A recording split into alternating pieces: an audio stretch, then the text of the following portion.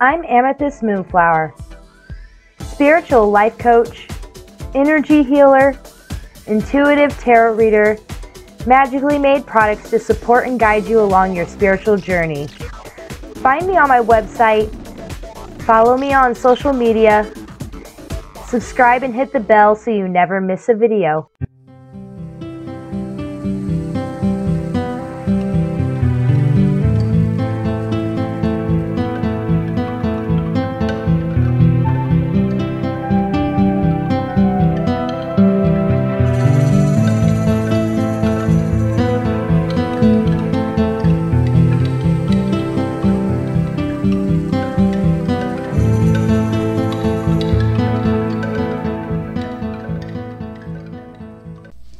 Hello, welcome. I'm AmethystMoonflower. Welcome to my channel, and thank you all for joining me here today for another episode of Sunday Soul Set. This one's going to be for the week of October 22nd through the 28th. And so we're coming in now to Scorpio season. So happy birthday, all Scorpios out there, Scorpio suns. So if you're a Scorpio, sun, moon, rising, or you relate to the Scorpio in any way, yes, this is going to be a pretty wonderful season for you, and I'm super excited to get into this energy of the week as we move into the season ahead. And I kind of just wanted to get started with welcoming everybody in and thanking you all for joining me here today, either now or in the future, whenever you get a chance and everything like that. And yeah, so Scorpio season, the best way for me to describe it is intense. I guess that's a pretty good word for me to use. I'm going to go ahead here, and before I move too far ahead and I forget, I just want to light some Palo Santo here just to set the energy and the space.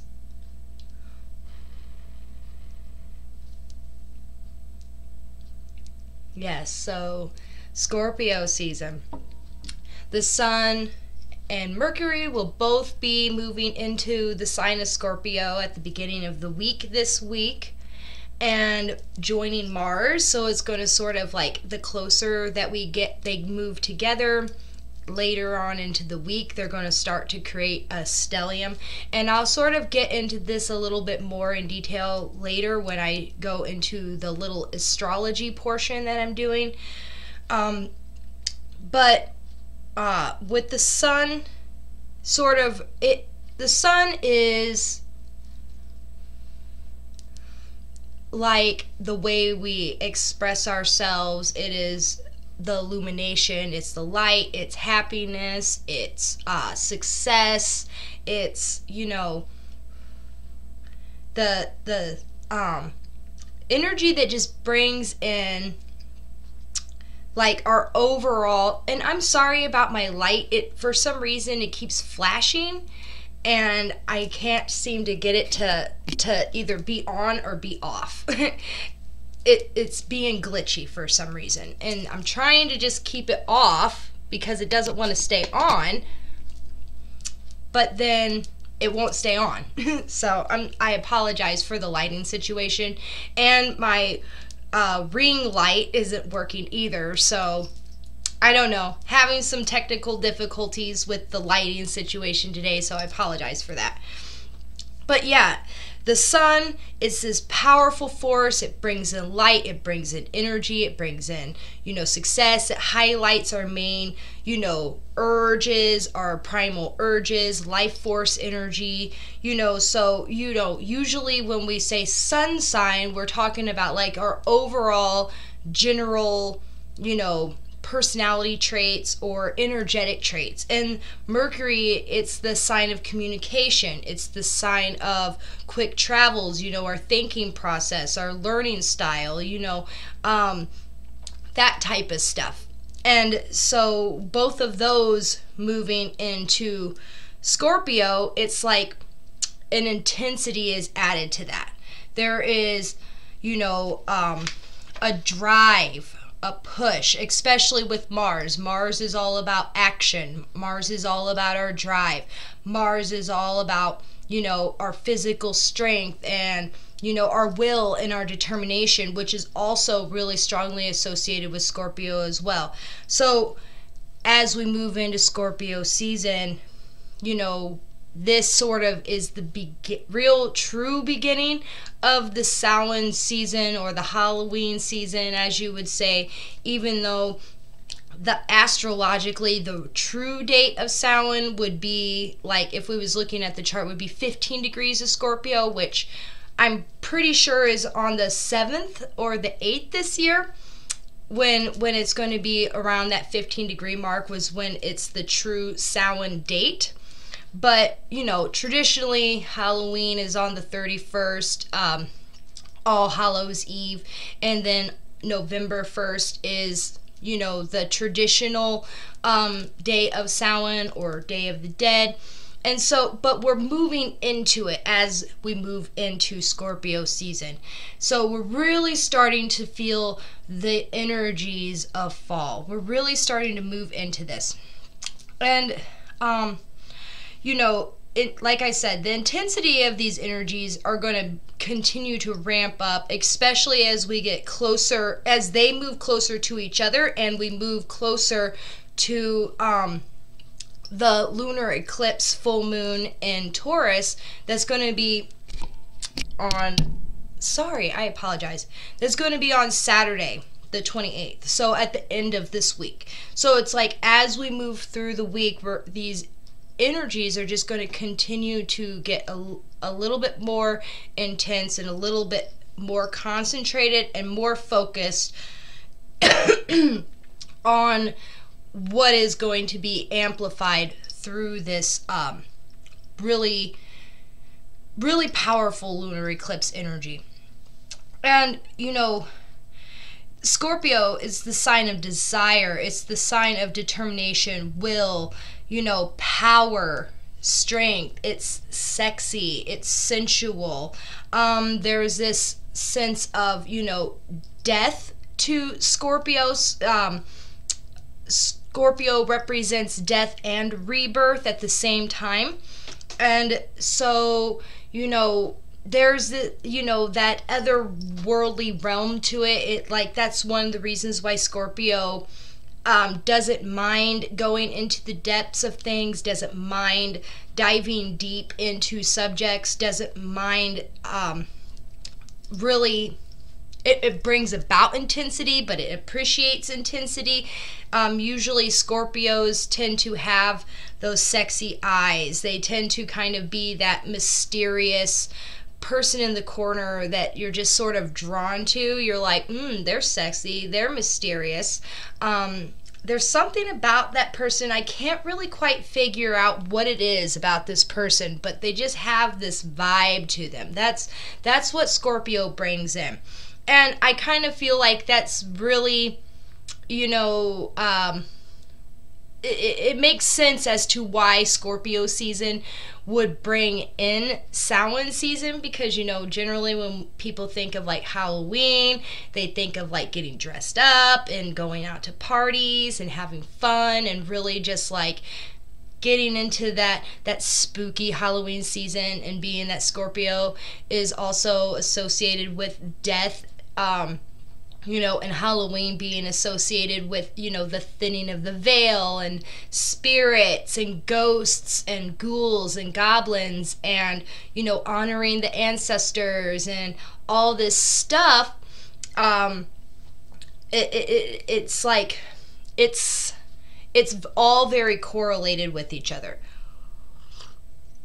Also, when you talk about, you know, the fact that fall, if you're in the northern hemisphere, is also this is the season when the trees and the plants are starting to, you know, lose their leaves and starting to die off, so that it can go into the hibernation of winter season. You know, hunting season for like deer is I don't know all about like guns and bows, but I know that, like, you know, hunting season is upon us when it comes to like hunting game, like deer and stuff like that. And so there's that, like, you know, the great hunt, and also like the third harvest, the harvesting of the souls, they call it, which is sort of representative of, which it means the harvesting of the animals. So any livestock that you would be butchering so that you would have a store of meat throughout winter is also associated with all this death energy. And it's sort of, as we get closer and closer to the lunar eclipse, there is a meaning to this solar eclipse of a death and rebirth. I mean, the south node portion, that the sun is in Scorpio, is on the south node end of things, and that south node represents the past, karmic patterns, cycles, you know, and things like that. It's the letting go, and it's bringing in the death of these energies, the breaking of these energies, we're finally going to sort of begin the processing of all this old stuff that it's like, I'm done. It's like, I'm cutting it off. You finally have the strength and the determination and the willpower to finally, you know, whatever it is that you may be ready to break free of, whatever cycle in your life that seems karmic or related to, you know, past lives, and you seem to just keep repeating it, or,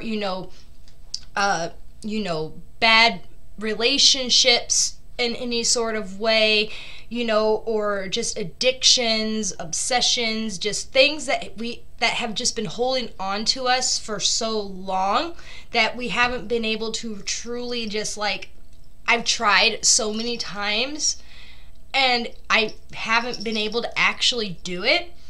This Scorpio energy is sort of like giving us that extra boost of power and strength and will and determination to finally say, I'm done. And that's another thing about Scorpio energy, is that when it decides that it's done with something, it's done.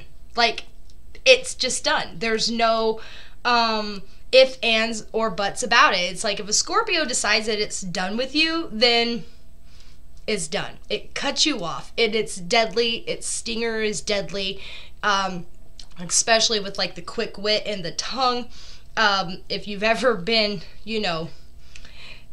been a victim of the Scorpio's tongue, when they tend to say things that are mean, and sometimes they do mean it, and if they mean it, then it is deadly.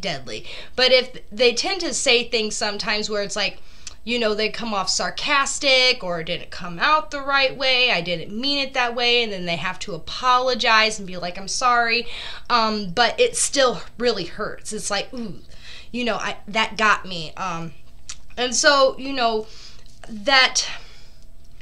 but that energy is what is going to help us break free of all this, karmic pattern stuff that we're ready to let go of. And the North Node energy, the full moon energy that's in Taurus, is over by the North Node.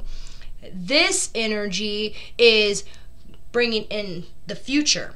It is bringing in the destiny. It is showing us that we're moving in the right direction. And so, there's this opening of the possibility of the future and what it is that we're moving into next. And obviously, eclipses, the energy of eclipses last for, approximately 6 months until the next solar eclipse cycle. And so, solar and lunar eclipse, because they usually, there will be one and then there will be another right afterward. That one will be in the spring. So this evolution, I should say, this cycle that we're moving through, this energy is going to last throughout the next 6 months until the next eclipse season, which we'll have in the spring. And it's just interesting that the coming in energy, the moving forward energy, is in an earth sign of Taurus, which also has this energy of patience, of, you know, taking your time, building a solid foundation, hard work, and things like that. You know, there's also a sense of determination, but it's a little less forceful, like a Scorpio's will and determination. It's like, instead of, you know, pushing through and giving it 100% your all, the Taurus's will and determination is more like, I'm going to take my time with this. I'm going to continue to put in the effort. I'm going to continue to take these steps every day. It's a lot more paced energy. And so it's reminding us that we are moving forward, but this isn't going to happen overnight. That this work that we have to do is going to be something that we're going to constantly have to return to. And also earth elements or earth signs tend to bring up prosperity, tend to bring up protection, tend to bring up, you know, like our careers and money and finances and things like that. And so this energy of moving forward and our destiny is sort of related to where it is that we're going in our mission, in our careers, or in our life's purpose, and what are we here to do, you know, our craftsmanship. You know, that's another thing that Tauruses are associated with, is craftsmanship, and, you know, their hard work, dedication that they put into their craft, you know. And they're also very like use the resources that they have around them, you know, very DIY, creative in that sense, you know, someone that's not afraid to get their hands dirty and put in the work and put in everything that's going to take, but in a much more aligned and a much more balanced perspective. And they do tend to, you know, be a little possessive, materialistic, in the sense that, like, you know, when they tend to have a lot of possessions. They like creature comforts, you know, they like their home to be cozy, they like to have all the nice things, and so they like to spend their time at home because they have all their things at home. They like food, they like, you know, if they enjoy company, but usually they're going to enjoy close company, like friends and family and things like that, people that they truly trust. They're not as super social in the sense of just wanting a whole bunch of random people in their home. No, if they're going to have friends and family over, they're going to be people that they trust, people that they can rely on, and people that they can be comfortable around and not feel like they have to put on a big show to impress anybody. It's like, hey, welcome to my home. You want to chill and hang out? Thanks. Great. Let's have a great meal. Let's have some drinks. Let's watch some movies. You know, let's be grounded.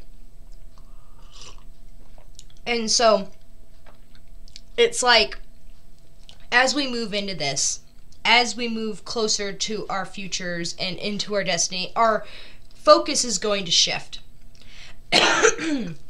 And depending on where all this is at in your chart and what house is going to be mostly affected by this, is going to sort of highlight certain areas of your life, you know, to sort of see how this is going to affect you the most, or where you might see the most focus for yourself in.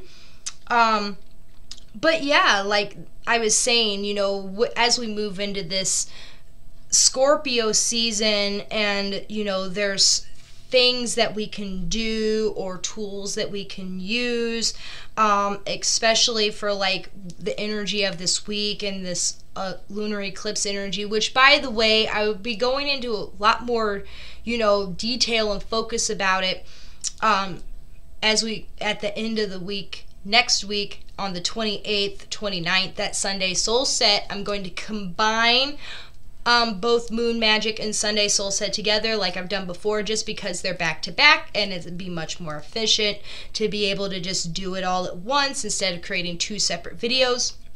that are going to come out back to back. The energies are very together. So we're going to focus more on that next week. But what we can do as we look at the energies of the week throughout that we get closer, what can we do?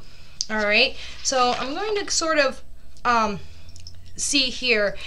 Monday, we're looking at the Sun and Mercury moving into the sign of Scorpio. So that's saying the Sun is saying, I express my desire with intensity, passion, and will. That's the main overview of the season. Mercury is saying, I speak and think what I desire with intensity, passion, and will. And combined with the energy of Mars, which is also in Scorpio, which is like I act out what I desire with intensity, passion, and will. Okay, so there's very much a sense of a need to express ourselves. The way we think, the way we speak, and what we do is going to be very much, this is what I want, this is what I'm going to do, and I'm going to give it everything that I have. And it's almost kind of like got this obsessive compulsion to it, because Scorpio can tend to be a little obsessive or possessive, you know, like if they think that something is theirs, then it's theirs. Like, I have claimed you, you are my pet now. You know, like if you're a friend or a mate with a Scorpio, they tend to kind of be a little possessive. If they've like chosen you that they almost have a sense of like possessiveness or obsession that can bring on, you know, jealousy or vengeance if you cross them, you know, because it cuts them very deeply. It's like, I gave you I was vulnerable with you, I trusted you, and you stabbed me in the back, so now I'm going to be vengeful. But that's the darker realm of Scorpio. I feel like this eclipse season is definitely coming in more into the higher evolution of Scorpio, which is all about transformation. It's all about transforming. It's got that powerful phoenix energy to it, the rising of the ashes. Okay, and so when we think of this death moment, it's the death of the old self, it's the rebirth of the new self, and it's coming out of the flames with passion, will, determination, intensity, and strength. And it's like very, see me now. You know, see me, I'm coming out of this, I'm rising above energy.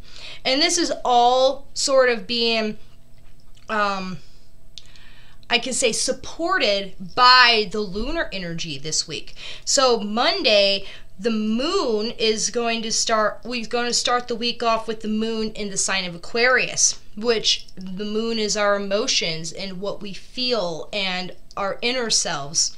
Okay, so it's saying I feel detached, independent, logical, innovative, and unconventional, because that's sort of the energy of Scorpio. So, you know, we're going to start the week off sort of more thinking in the sense of like our minds about how we feel, and there's going to be a mind, heart space, and there can be a sense of like wanting to start something new, thinking things out, you know, coming up with new ideas, very creative, something unique and different.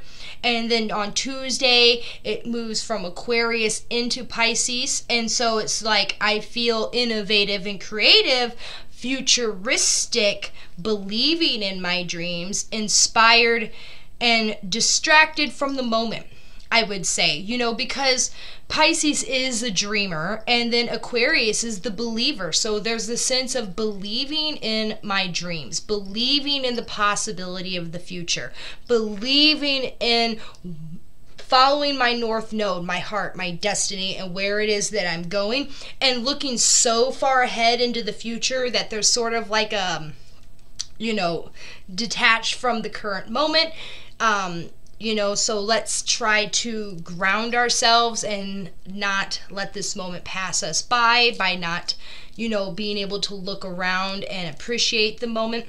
And then on Wednesday, the moon is going to be in Pisces, and so this is going to be very compassionate, feeling compassionate, romantic, dreamy, more creativity. You know, there's a lot of creative energy this week as we move forward, you know, especially as we start thinking about our futures and thinking about our destiny and how this is all going to work out and our missions and stuff like that. This creative energy is going to be really strong, and we're going to be really called to work on things or plan things or think about things, these new ideas that are just different and unique than what we normally feel. And then, but, you know, Pisces is also very dreamy and psychic and intuitive and can be a little unrealistic. So, you know, maybe these dreams seem a little bit bigger than reality, you know, a little bit beyond the scope of reality. Because maybe that Aquarius energy kind of put us a little bit out there, a little bit farther, but also there's that sense of wanting to escape reality, especially, you know, when we look at Saturn and Pisces. Saturn wants us to be realistic, okay? Pisces wants to dream and be unrealistic. So there's this desire to want to escape reality. Maybe reality, your current reality is not what you want it to be, and you're so inspired by the possibility of the future that it's like, I don't want to think about the now, or I want to avoid the now, the what needs to be done now energy. But that psychic, intuitive, you know, sensitive parts of ourselves are going to be really strong on Wednesday. And then the moon on Thursday is going to go from Pisces into Aries. So there's going to be a lot more confident, feeling confident in our dreams, feeling motivated to do what I want and what I love, and being passionate, following your intuition. And sort of like this rebirth moment is going to get even more intense, because Pisces is the last sign of the zodiac. Aries is the first sign of the zodiac. Pisces also sort of representing that last stage of life, of death, and then moving into the rebirth, that sort of in-between space, that spiritual and subconscious space that Pisces tends to be very mutable and malleable and sort of abstract in that sense. And then as we move into Aries, it's sort of like the coming through the birth canal moment. As we move through, coming out of the spiritual and into the physical, we are now going through this emotional rebirth as we move closer and closer to this lunar eclipse. All right, and so this is going to just be like, it's happening, okay? And then on Friday, the moon will be in Aries, and it's going to really make us feel ready to take action. It's going to be dynamic, assertive, impatient, confident in yourself and what needs to get started, because being that Aries is the first sign of the zodiac, it's independent, it's individualistic, but it also has confidence, it wants to get things done. And so it's like all these creative endeavors that we were thinking about and dreaming about the future at the beginning of the week and throughout the week, it's like by Friday, the day before the lunar eclipse, that urge to take action, that urge to really just like hit the ground running and get started and just like go full force momentum, especially with that potent fire energy. It's like, yes, it's here. Let's get going. I'm going for it, okay? There's a really much more intensity to that, okay? And then by Saturday, it moves from Aries into Taurus. And so at night, when, or in the afternoon, when it finally enters Taurus, and then the moon is full lunar eclipse, that's when the moon is really going to be like, excuse me, the full moon is going to illuminate what needs to change, feelings change around what you value, now moving towards your future, your destiny, taking practical action steps to make it happen, using your resources, putting in the hard work, building a solid foundation for prosperity and abundance. It's like turning that action into actual action steps, putting in that will and that determination to make this a reality, to really make things from the dreams and the head space and the heart space of, you know, Aquarius and Pisces, and we're bringing it into the physical. We're taking the dream state and we're turning it into the physical state. And then we will be able to truly start manifesting what it is that we truly desire, especially if you are aligned and you are in balance and you are focused and you're working with these energies, not against these energies. Because if, you know, people who are not aware of energies, don't work with energies, are not as higher evolved. I'm not trying to say that, you know, everybody's at a different stage in their spiritual journey, and this is all going to hit everybody's charts differently. We're at different points in our lives. We have different focuses. We all have different purposes and missions. And so obviously this isn't going to affect everybody the same way. Everybody's going to be affected differently, but the overall energy of what the universe is setting up as a story to be told, and if you're in alignment with that story, this can really be intensified for you. And then when you understand the story and have an awareness of the story and kind of see the cogs of the clock and everything moving, you can learn how to tap in to very specific energies for very specific purposes at very specific time in your life, if you are ready and you've done the previous work before it. Planetary magic and star magic is it's a different type of magic, and you know, usually I can go off on a tangent when it comes to magical timing and stuff like that, but working with astrology really is all about magical timing and knowing when is the best time to focus on certain things like this. So this is a great time to focus on these energies. And then, like I said, the South Node that's in the sign of Scorpio is going to be all about letting go old desires, obsessions, negative habits, karmic soul ties, past debts, ego, death, rebirth, you know, that transformational energy. So it's going to be this very, what am I letting go of and what am I bringing in? Because full moons generally do have a lot more amplified energy. It's the fullest moment, it's the most powerful moment, but also there is a sense of like, it's that big deep breath, hold the breath and then release the breath, and then the energy can be released and then it slowly starts to wane until we come back to the new moon. So that's why there's this very, like, we're building up all week as the moon waxes and gets closer and closer to fulling. There is this slow breathing in, building up that momentum, building up that strength, building up that energy, and just sort of getting it all inside of you. And by the time that you get to the full moon, it's going to be like a climax moment. It's that climax and then the release, okay? And you can sort of take that however you will. That energy can be worked with in a lot of ways. But that is how we're going to be moving through the week this week. And so that's why the word intensity is sort of, you know, the key word that we have to remember, especially as we move through this week and a couple more weeks and in the next 6 months as well. Okay.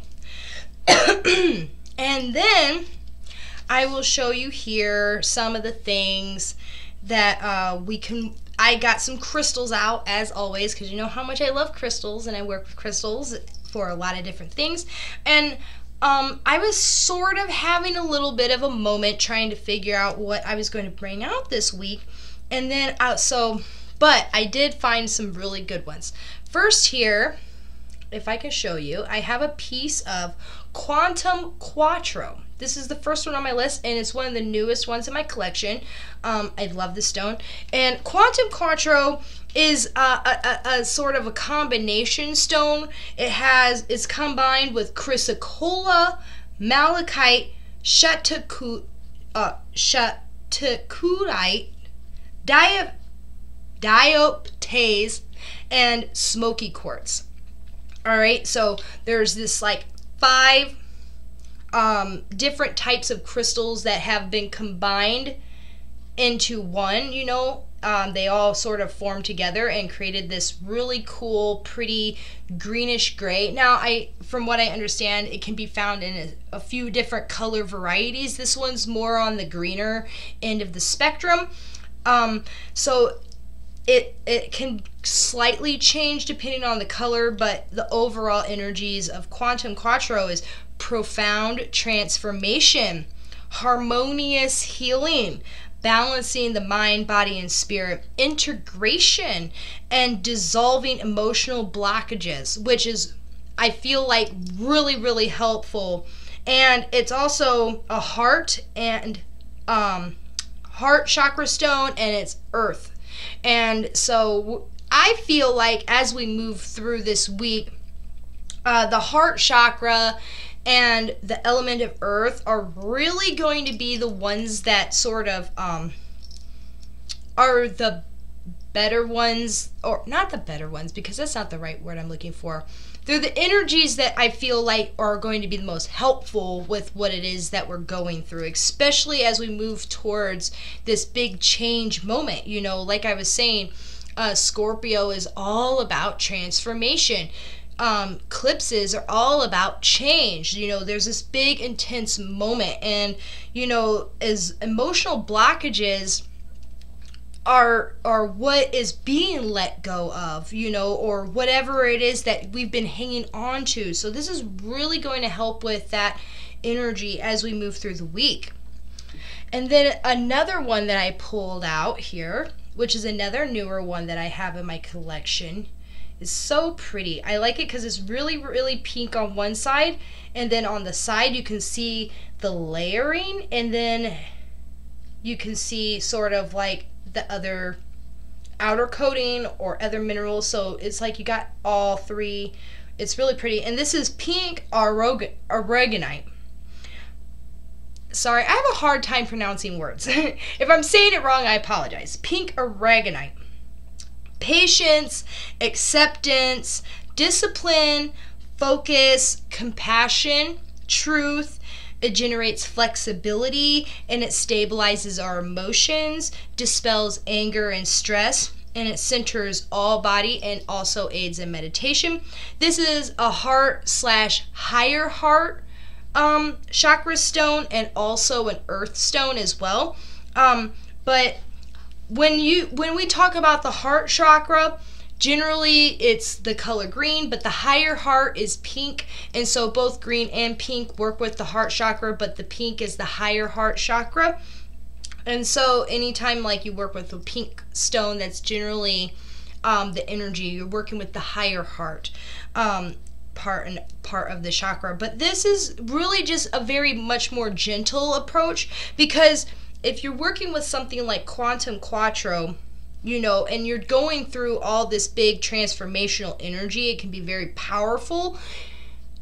Having something like a pink aragonite to balance that out, to sort of bring a gentleness and an ease to it, so that it's not too intense as you move through these changes, and it's a lot more of a self-love.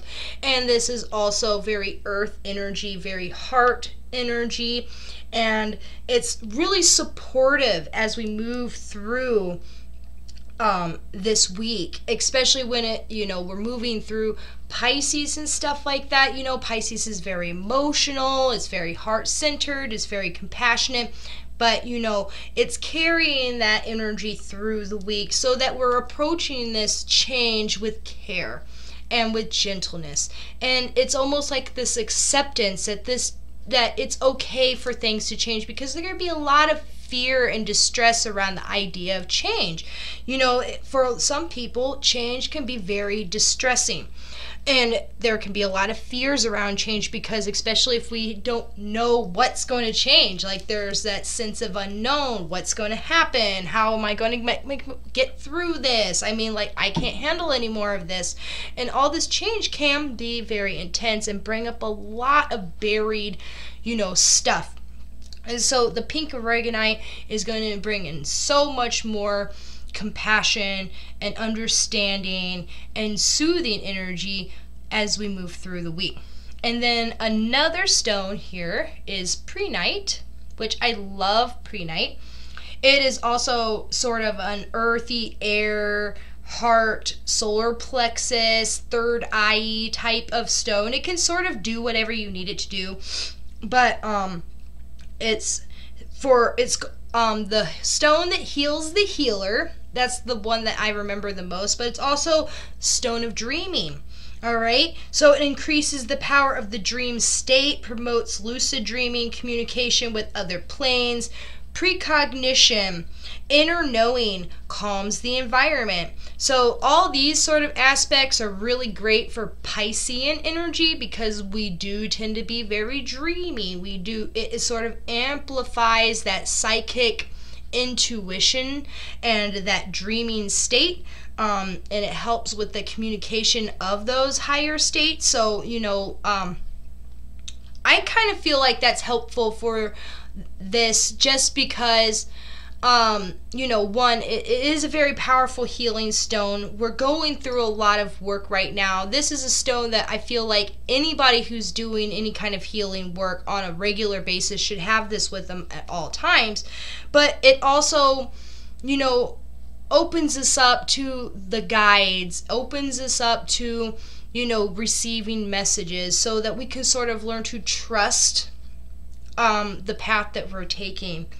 And then it's also really good for, calming the environment, helpful for decluttering and letting go of possessions due to inner lack, which I feel like is also really helpful for this week, because, there is that sense of letting go. And Taurus does tend to, because they're materialistic and it's associated with possessions, they can tend to be on the hoarding side of things. And also Venus is in Virgo, and Virgo is all about decluttering, but Venus is also it can very much greatly work with Taurus. Venus and Taurus work well together. Venus also in Taurus can bring about more abundance, more creature comforts, more desiring to have nice things, because Venus loves having nice things, and Venus loves creativity. Venus loves having a high earning potential, and loves spending money, and loves having things. And so if you have a Venus in Taurus, you can very much tend to have a lot of material possessions.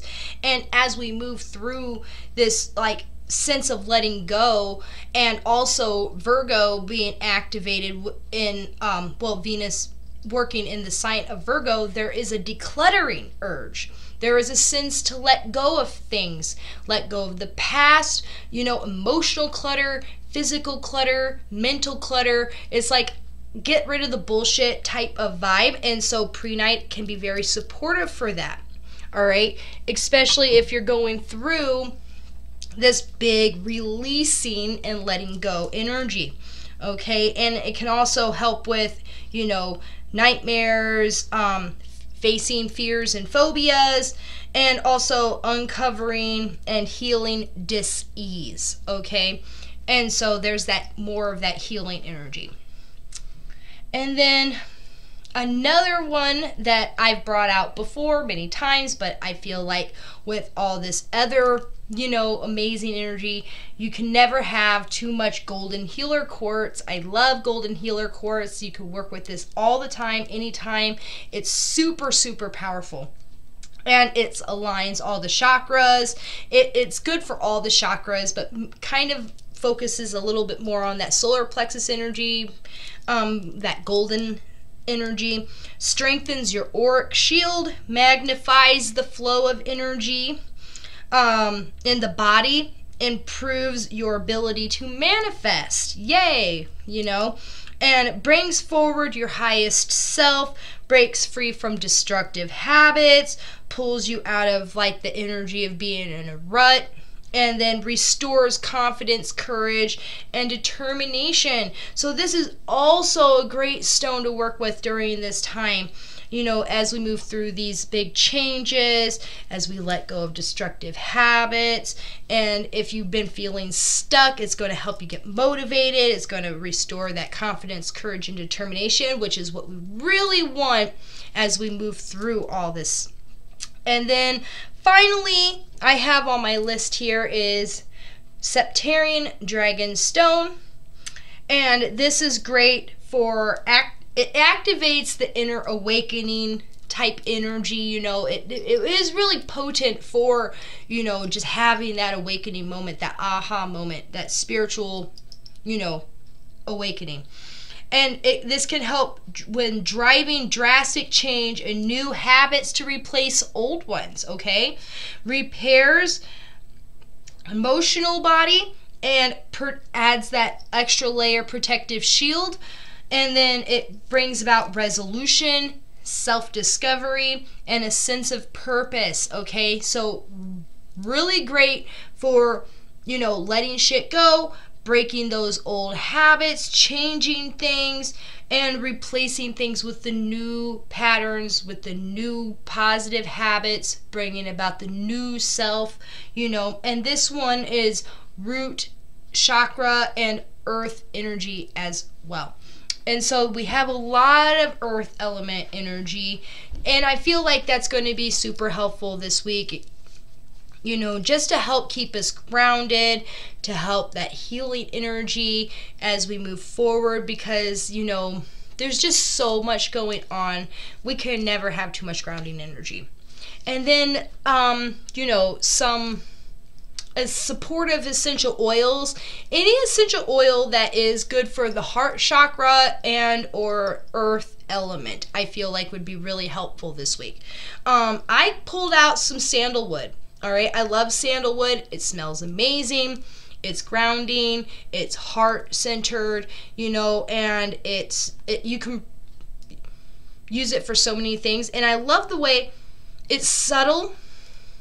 It's not overpowering and strong, and it also has, you know, a lot of really good benefits to it. Look it up. And then another one that I pulled out sweet orange. I love this sweet orange, okay? This works really well with the sandalwood. Sandalwood and orange go beautifully together. This has a much more, if you know what orange smells like. I mean, if you use like orange house cleaners, you know, usually you smell like orange furniture polish or orange antibacterial cleaner, like around the kitchen or something. I love orange cleaning products because they are disinfectant as well and antibacterial. But it has this bright smell to it. It just awakens you, it energizes you, it activates you, but it's also a little bit grounding. You know, we're working with that sacral chakra energy, that creative energy. You know, it really helps to just waken things up, and I feel like this is a great oil to use at any time you need just a perk up, you know. But so these two are really great. Oh, and also orange is great to be working with this time of year. Anyways, orange is, you know, one of the main colors of Samhain. You know, you got orange pumpkins and stuff like that. And then also, like, you know, orange is just, you find it a lot throughout history, and you see it in a lot of spell work and stuff like that.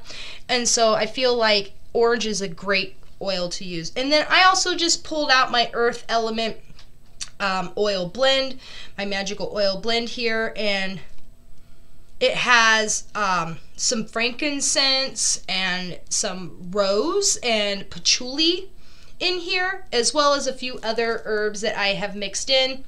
All right, so it's not a clean oil. it's got a combination of herbs and oils in here, you know, and I have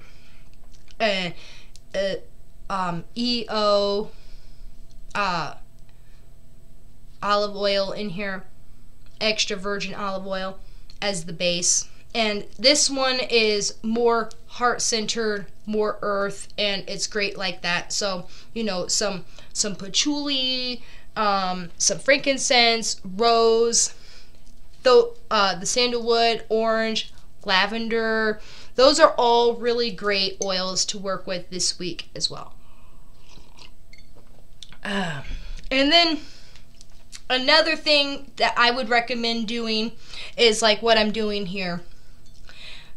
Drink a good lung detoxifying tea or immune system boosting detoxifying tea, just to really help support your immune system and your body's functions and to, you know, overall health.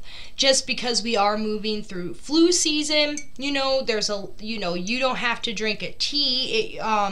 There's a lot of different things you can do with that as well, you know, but a good tea or a good brew, a lot of people will make, like, you know, those hot spicy tonics that have like ginger and turmeric and onions and garlic and all those things as like a superpower immune boost. Elderberry is a great immune booster. There's just so many different ones out there. I'm not a health expert, you know, and I don't like recommending too many healthy things, you know, just because I'm not like, I'm not qualified to kind of give that information, but do your own research, you know, talk to your healthcare provider, all that stuff. But I'm just recommending that because of the season, as we move through fall and into winter, it's always a good idea to really think about keeping your health up. Eating good fruits and vegetables, and, you know, really bulking up your body's strength and ability. And the reason why I'm drink the lung detoxifying tea is because I do tend to have lung issues.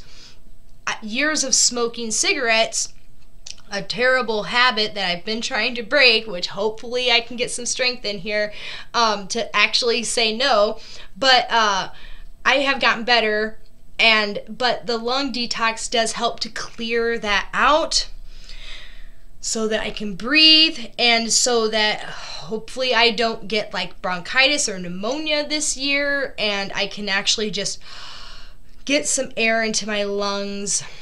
And this really does help. It works more like as an expirant. It helps to get gunk out of the lungs. If you've been feeling like you breathe and your lungs are really heavy and they're really blocked up, and you just can feel the rattle in your lungs when you breathe, a lung detox tea like this that I found at the herbal store that has a lot of different herbs in it, it helps to makes you cough, but it's all coming out. It's a wet cough. So that's why sometimes you hear me cough, because it literally, that's what it does. It makes you cough. So, speaking of which, anyway, I'm going to adjust the camera, and I will see you back in just a moment for a little bit of astrology and tarot. All right, welcome, Aries. So if you're an Aries, Sun, Moon, or Rising, this message is going to be for you for the week of October 22nd all the way through to the 28th. And so let's see what Spirit has to say for you. The Sun is going to be in your 8th house. So it's about expressing your desires with intensity, passion, and will around your joint resources and other people's money. The Moon this week will be traveling mainly through your 12th house. So you're going to be feeling dreamy, creative, and inspired, confident in your inner self, subconscious, and spiritual realm. So this is going to be really deep inner work for you, okay? You're really going to be feeling that Pisces energy. And as we move towards the end of the week, as we get to the lunar eclipse, it's going to be in your second house. So what is changing and moving towards your future destiny around your personal finances, possessions, and your earning potential and spending habits, okay? And then you're going to be letting go of old debts, okay, because the sun is in your 8th house, okay? So that joint resources and other people's money, letting go of old debts and old you know, bad investments, or you know, those types of things. Like what around you know, your partner's earning potential, or investments that you've made, or old debts that you've acquired, and things like that. So letting go of that energy, that's what's going to be moving away from you. All right. And so, ooh, the first card coming in for you is the 9 of, wait, no, sorry, that's 4. Excuse me. 4 of fire. All right. So as you can see here, Aries, that strong fire energy is coming in for you, okay? You're really feeling that Phoenix transformational energy. This is sort of you taking aim at exactly what it is that you want, okay? This is you going directly towards what it is that you want. All right, you rising in and becoming the hero of your own story, okay?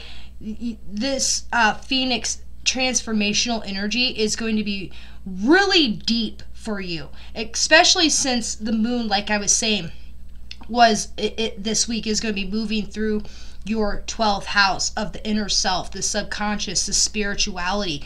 And so this transformation that you're going to be taking is going to be super deep, but you're going to rise up and be activated. You're going to want to move into something, all right? And then we have the scribe. Okay, so the scribe here is saying that you have a story to tell, okay? You have this way of gathering knowledge, okay? Or you will be gathering knowledge and information, okay? The scribe is all about recording, writing things down, reading, and sort of like the Akashic records, or, you know, the book of shadows, or some sort of like spiritual text, spiritual wisdom, spiritual knowledge, or just occult as well, you know, something that is hidden, something that is secret, something that has value. And speaking of the light codes, sharing of that information, okay? This is a much, you know, what is it that you actually, what I'm seeing now, what I'm getting is, I just heard scripting is going to be a very powerful thing for you to do this week and through this lunar eclipse. Writing down what it is that you see for the future, okay? What it is around your personal finances, the way you earn, the way you spend, your joint resource stuff that you're letting go, that you're moving forward into a higher evolution of self, that you're going to transform around.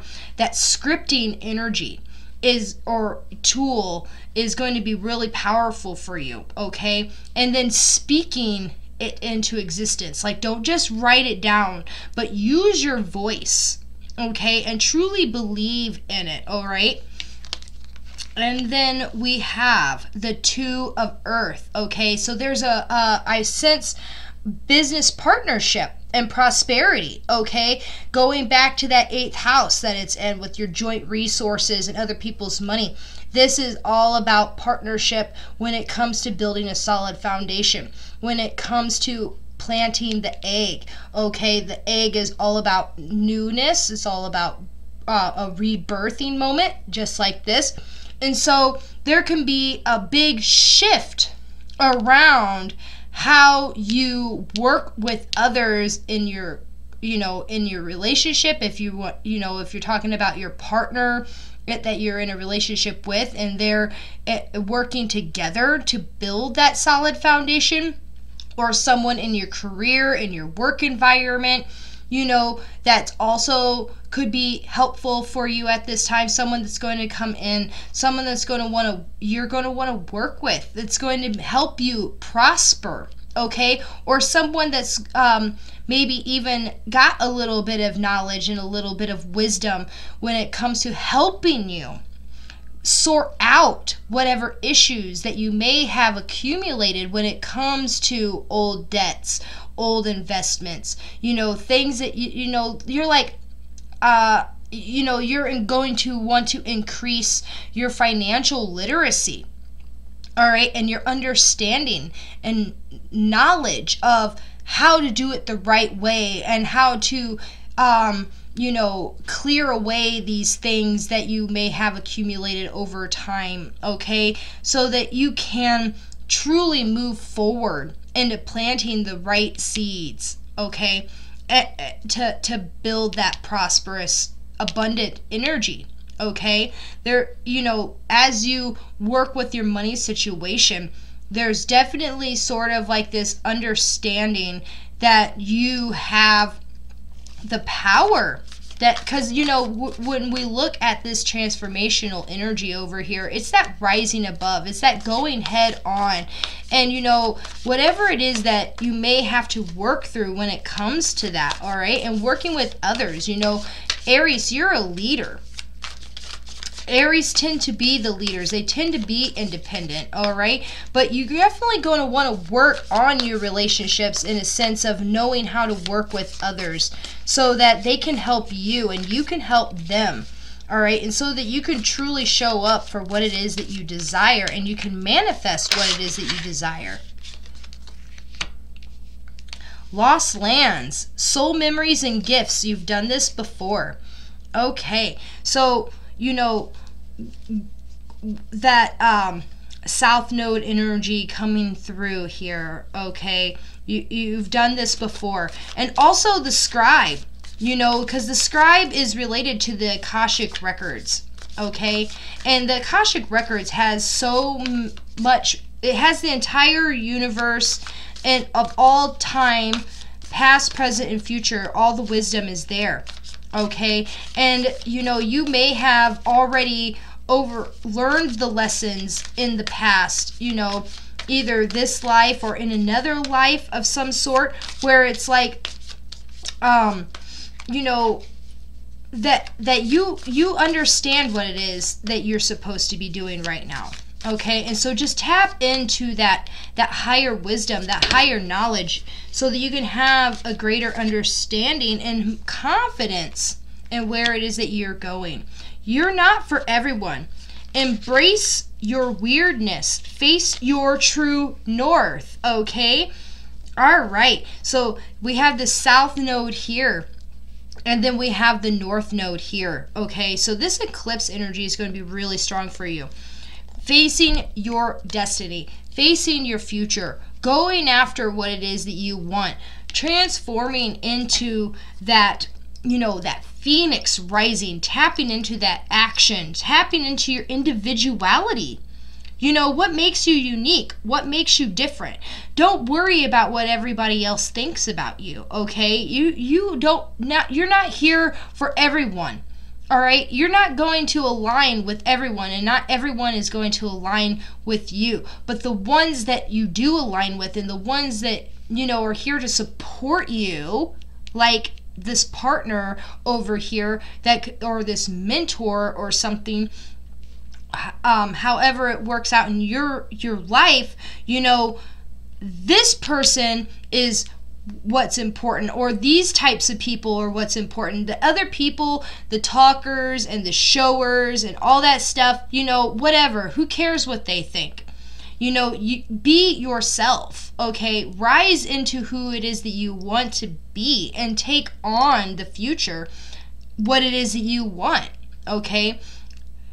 As we evolve into our higher selves and as we work with our divine mission, you know, and we do what it is that we're meant to be doing, you know, we're going to be, you know, moving away from a lot of things and a lot of people, you know, letting go of all that shit, all that caring.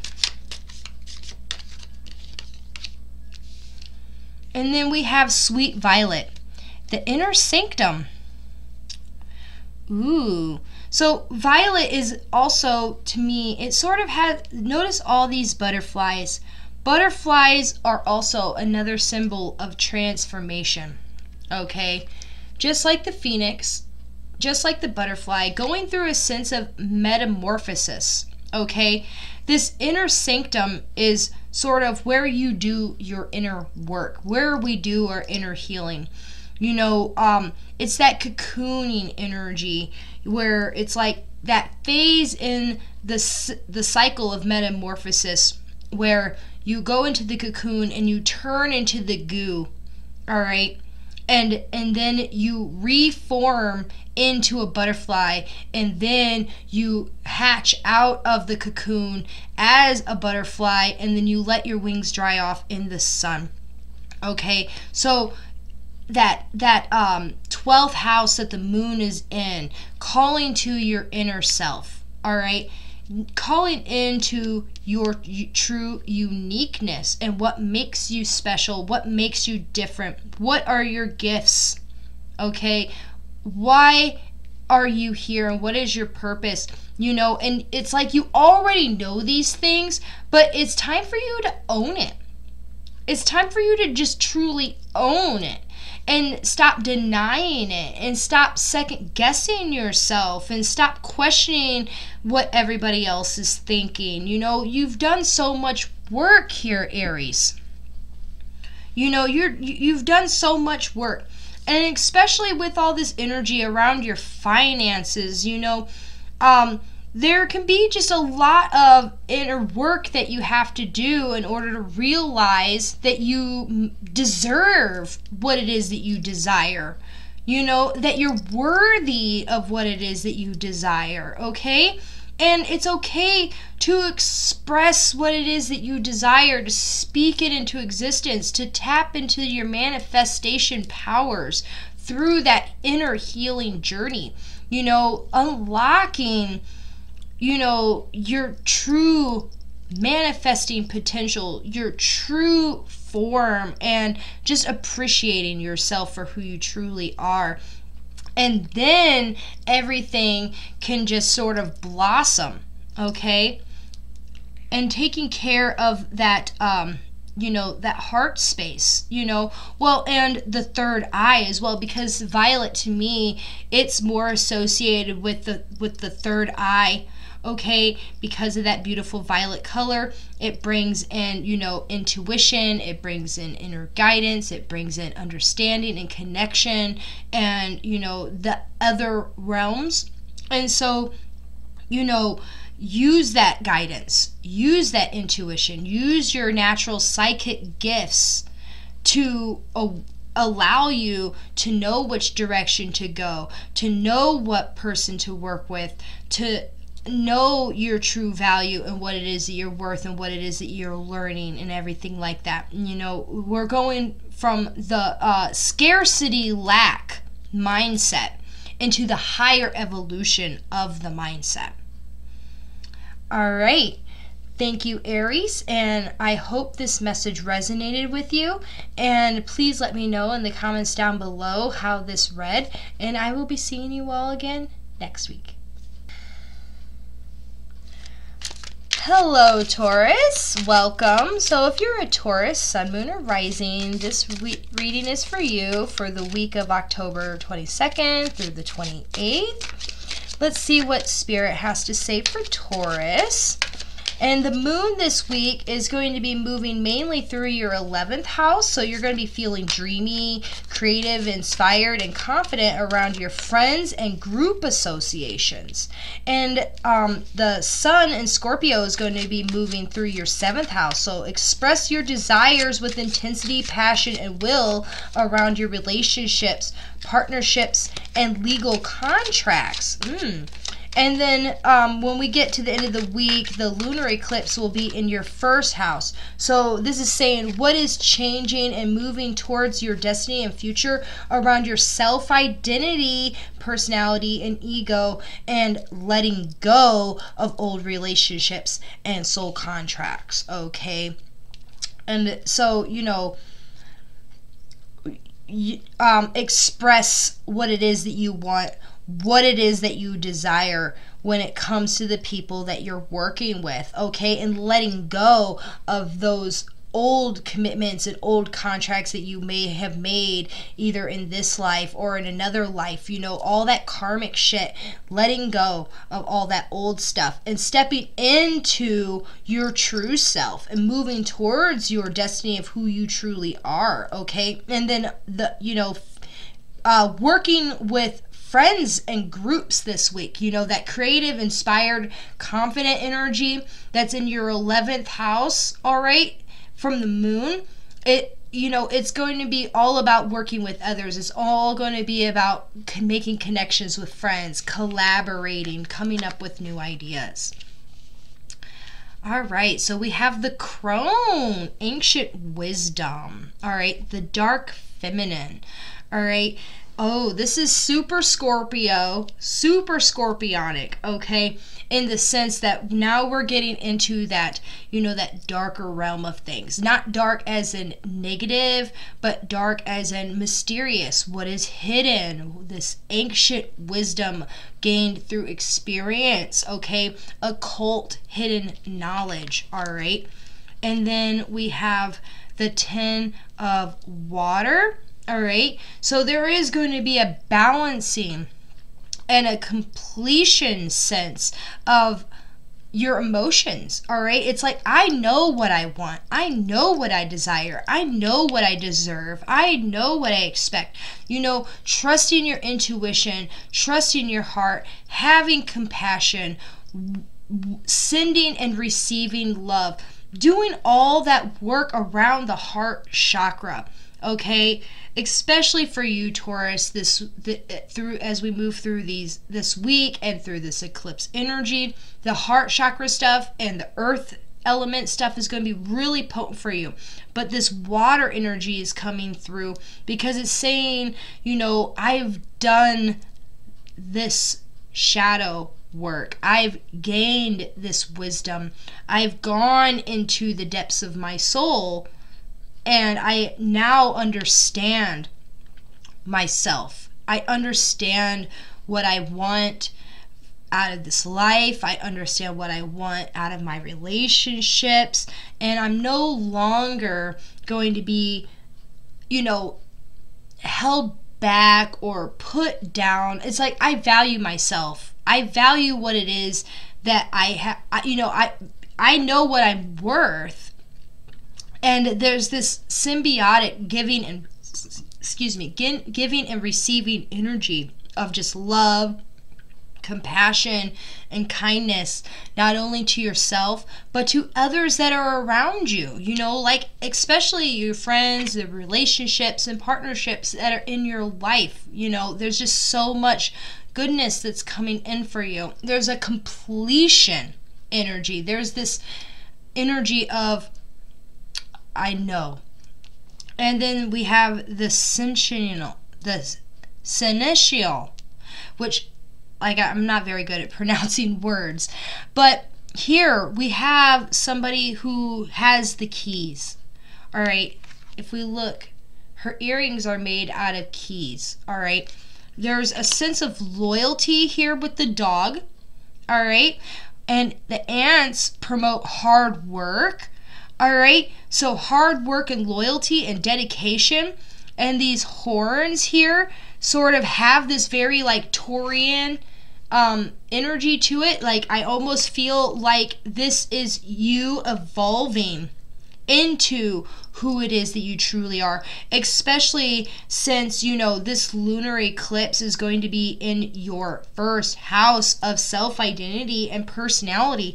And so it's like you're evolving into this understanding. The keeper of the keys is this right here. It's like these keys that you have, that you've unlocked the doors through all this shadow work that you have done.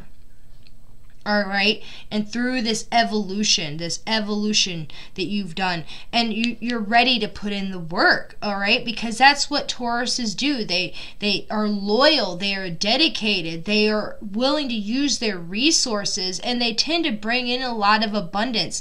And notice this sword right here, right here on the third eye, okay? I find that very interesting because in the traditional sense, the sword is associated with the element of air, all right? It brings in the truth.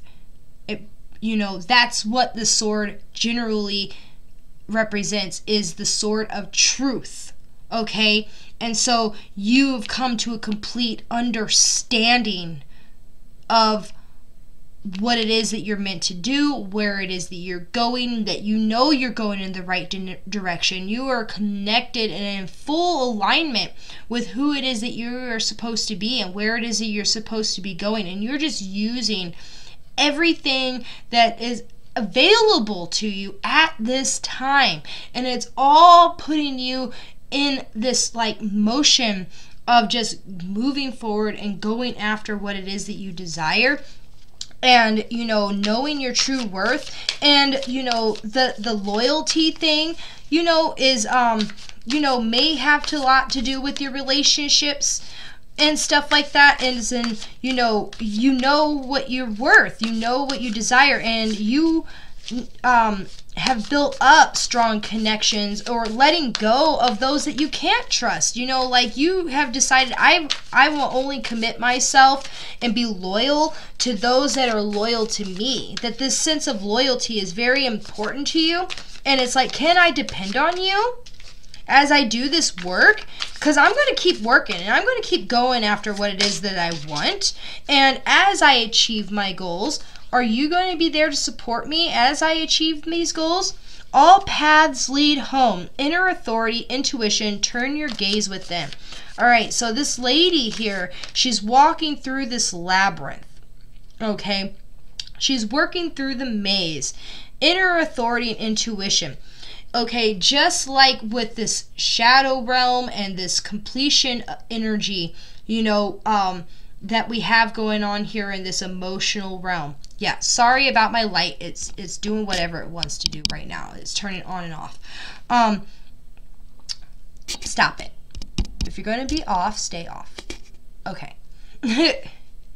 But anyways, turning your gaze within is doing that completion of this deep inner cycle that you've been working your way through. Understanding that you can trust your heart. All right, all paths lead home. Okay, your path may not be the same as everybody else's path. All right, everybody's taking their own journey, but you are owning your journey. You are like, I'm doing what is right for me, and it's not exactly what, if anybody else understands, it doesn't matter. I am trusting myself. I am trusting my heart. The golden children, inner child, tenderness, innocent, and rare gifts. All right, and look at this big sun. Okay, look at this. It kind of from a distance would almost look like a lunar eclipse, but it's actually just the sun really close up. And the sun is in your first house. This lunar eclipse, you rule this lunar eclipse, Taurus. Okay, and so this is really just saying this is your moment. All right, this is your portal to walk through. This is your moment to really just step into. You stop. I apologize. I don't know what's going on with this thing. But anyways, there's a purpose for you just like there's a purpose for everyone else. But this time and this moment is going to be really powerful for you. And this inner child and tenderness and innocent, okay, maybe this emotional completion and this letting go of old relationships and old contracts, maybe this has something to do with your past, with your inner child, okay, or your parents, the relationship that you had with your parents, the relationship that you have with your inner child, and working out, those contracts, those soul contracts, why you may have had the parents that you have. There's a reason why we have the parents that we have. They may, our muggle minds, our mortal minds, we tend to be like, oh man, my parents, they were bad parents, or, my mother did this to me, my father abandoned me, this blah, blah, blah, blah, blah, blah, blah. And we have a lot of like maybe some negative experiences, and I'm not saying that they were right. Maybe you have been through a lot of stuff in your, growing up, and it damaged your inner child, but that was part of your story there, and there's healing that has to go on. There's a reason why when you reincarnated into this lifetime, why you chose the parents that you have. There is the reason why we have the parents that we have, even if we may not truly know why. But there's more of this all, working. There could be more work that has to be done over here to truly understand that relationship with your parent and with your inner child, and your idea of parenthood, and if you have your own children and stuff like that. And so there's a lot of work here that has to be done, and only take what resonates with you. This isn't going to apply for everybody, but I do feel like there's sort of this whatever pain or trauma that I may have gone through in my childhood, I'm ready to let that part of my story, that chapter, come to an end.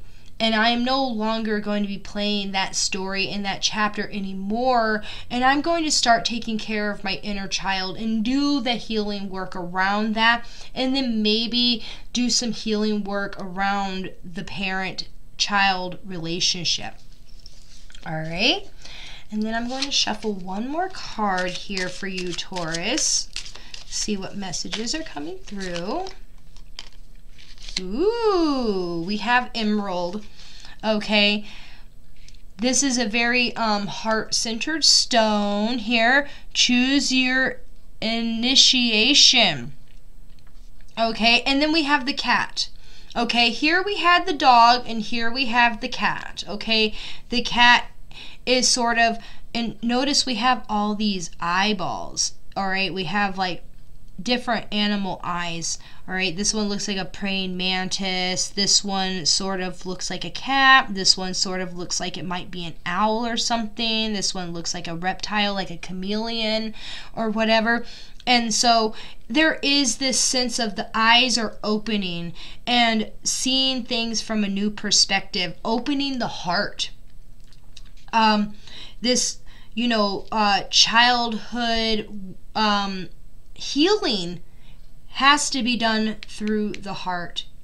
All right, and notice what I was talking about earlier with all the crystals focusing around the heart chakra and the element of earth this week, and being that you are the sign of Taurus that's associated with the element of earth.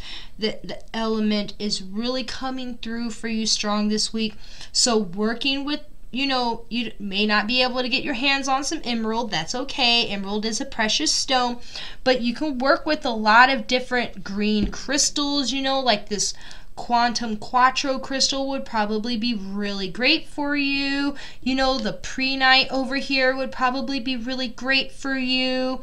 There's a lot of different heart healing stones that can, and if you need some gentleness and you need some care for your inner child and your higher heart and love and forgiveness and just, compassion for yourself, something like this pink aragonite would be great for helping you get through all that emotional stuff. But Emerald is saying, choose your moment. Okay? The cat is about consent. I feel like that, and is a guardian of the spirit realm. There's a lot of spiritual energy around the cat, but the cat teaches us consent. Okay, so maybe some things that you, when it comes to your past relationships and things like that, and the contracts that you may still have or that you're ready to let go of and break, and relationships and partnerships and stuff like that, what it is that you need to, that you gave your consent to, that you're like, you know what, I didn't actually give my consent there. You know, I didn't agree to this. I did not agree to this. And so I'm no longer giving my power to that, okay? And so calling back your power, and then also doing a lot of heart-centered healing and getting grounded and connecting with the element of earth and owning your power and owning your sovereignty, because emerald is a precious stone and the heart is a precious space, and you should be treated with honor, you should be treated with respect, you should be treated with kindness, and you should be treated with value. And you know, so honor that. Hold yourself up high and know that you deserve to feel happy and that you deserve to feel love, and as much as you give, you should also be able to receive. All right, thank you, Taurus. I hope this resonated with you. Please let me know in the comments down below if you've got anything out of this message and all that stuff. So please let me know, and I hope this resonated with you, and I will be seeing you all again next week. All right, Gemini, welcome. So if you were a Gemini, Sun, Moon, or Rising, this message is for you for the week of October 22nd through the 28th. So let's see what messages are coming through for Geminis. So this week, the moon is going to be mainly moving through your 10th house, so you may be feeling dreamy, creative, inspired, and confident around your career, status, and recognition, okay? So, being creative, being dreamy, thinking about your future, thinking about your career, you know, and where that's going and stuff like that. And then the sun in Scorpio is moving through your 6th house, so expressing your desires with intensity, will, and passion around your work environment, daily routines, and health, okay? And then the lunar eclipse at the end of the week in Taurus, it will be in your 12th house. And so what is changing and moving towards your future destiny around your subconscious and spirituality, your inner self? All right, so doing a lot of inner healing work, a lot of inner understanding, inner wisdom, inner knowledge when it comes to, you know, trusting your future and where it is that you're going, okay? So tapping into that inner wisdom, inner knowledge, all right, and letting go of old daily work, life routine, and health habits, okay? So what about your daily routine? What about your daily life, your work life that needs to change, okay? And expressing your desires around what it is that you want, and dreaming about your future, dreaming about your career and your status. You know, there's this sense of letting go of what is not working and what it is that you don't want, stating what it is that you do want and what it is that you want to see, and going after that and dreaming of bigger possibilities. All right, so the cards coming through, you have the youth. All right, number 3. There's a sense of beginning here. Okay, there's a notice right here that the tip of the staff is pointing at the North Star. And that is what the North Node represents, especially in this eclipse, okay? Your North Star, your destiny, your future, moving in the right direction, okay? Starting something new and knowing who you are, okay? This is a new version of yourself, okay?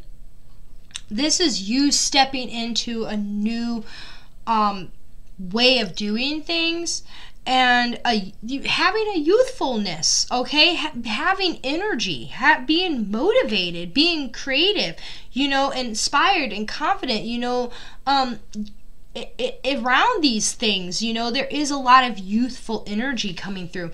Maybe when it gets out of Pisces and moves into Aries, you're going to feel a lot more activated, okay? And then, we have the 2 of water, or 2 of cups, so soulmate energy, a lot of, you know, love connection, all right? Some passion, awakening, that true heart-centered space, okay? Now, obviously, a lot of people will say that this is not necessarily about love, that this can be any other type of relationship, a professional relationship. But in the imagery of this card, we do have a sense of a soul connection, a soul bond, a karmic relationship, or that soulmate relationship, that true, deep, inner love that goes beyond space and time, is beyond the physical vessel. This is the meeting of the hearts, okay? And the filling of each other's cups, okay? That's why there's two cups. They fill each other's cups. There's that giving and that receiving energy going back and forth and constantly filling each other's cups, all right? And putting energy in and where the work goes. And there's this so there can be new love coming in, new passion coming in, either in a new relationship or in a relationship that you're already in. It could just be very amplified at this time, okay? And then we have heaven and earth, okay? The 11 of the element of earth. Okay, so there's this earth connection between the sky, the heavens, the cosmos, and the grounding of that energy. Okay, so this is sort of like an earth star chakra energy. And so really getting connected. Notice how everything is just in balance. Notice if we look here, we have a wolf, we have a horse. What all do we have here? A goat, a bear, an owl, we have prosperity and abundance, It's just there's a lot of going on in this card, in this circle here, but there's a sense of completion. There's a sense of balance. There's a sense here with the eye of like awakening and understanding, a completion energy. All right? Maybe when it comes to your career and your work routine, your daily habits, wanting to find balance, wanting to have it meet what it is that you desire. I know that there's a lot of things going on with people just wanting to find jobs that are more than just paying the bills, but actually doing what it is that we're meant to be doing. And whether or not you have job satisfaction, maybe you do love your job, maybe you are doing what it is that you meant to be doing, but is it paying the bills? So finding that balance between prosperity, abundance, meeting your needs, and having security, and knowing that you're taken care of, as well as it's meeting my emotional needs, okay? And it brings me balance, okay? That I'm satisfied with the work that I'm doing, that it makes me happy. And so, yes, letting go of old patterns, old work-life habits, old health habits, and finding new ways to do the things that you need to do, so that it benefits you, so that you're not stressing out, okay? But you're definitely got a lot of inspired energy coming through.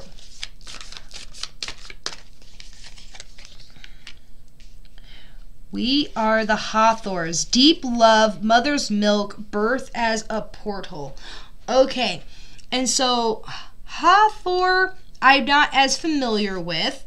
That I think that is a Egyptian or a Mesopotamian god or goddess, but it's referring to the mother's milk. Okay, so nurturing, taking care of yourself.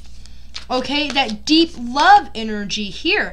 Maybe it's more about loving yourself and having a deep relationship with yourself.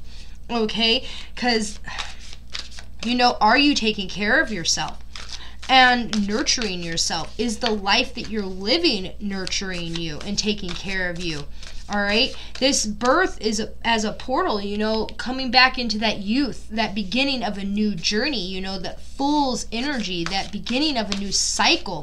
Okay, ooh. We got two cards that came out at the same time. So inner earth, You'll survive this, new solutions and beginnings, okay? Coming back into that heart space, all right? The opening of the heart. Especially if we put this card right over here, because this is that love, this is that soulmate, this is all heart chakra. And then this cave is as if the heart was opening up and to receive and to give. All right, the inner earth, the deep within, okay, that earth star chakra going in and saying, you'll survive this, you're taken care of, you're going to be creative, okay? You're finding new solutions. And then here we have the great severing, all right? Mars conflict, anger, or anger conflict, and a softening to love. Okay, what's frustrating you? You know, this does not necessarily mean that you're going to break up, you know, because there's an opening of the heart that's going on. There's a healing. But in order to do this healing work that is coming through, that you may be feeling right now, maybe there's past stuff that, you know, it's like, let it go.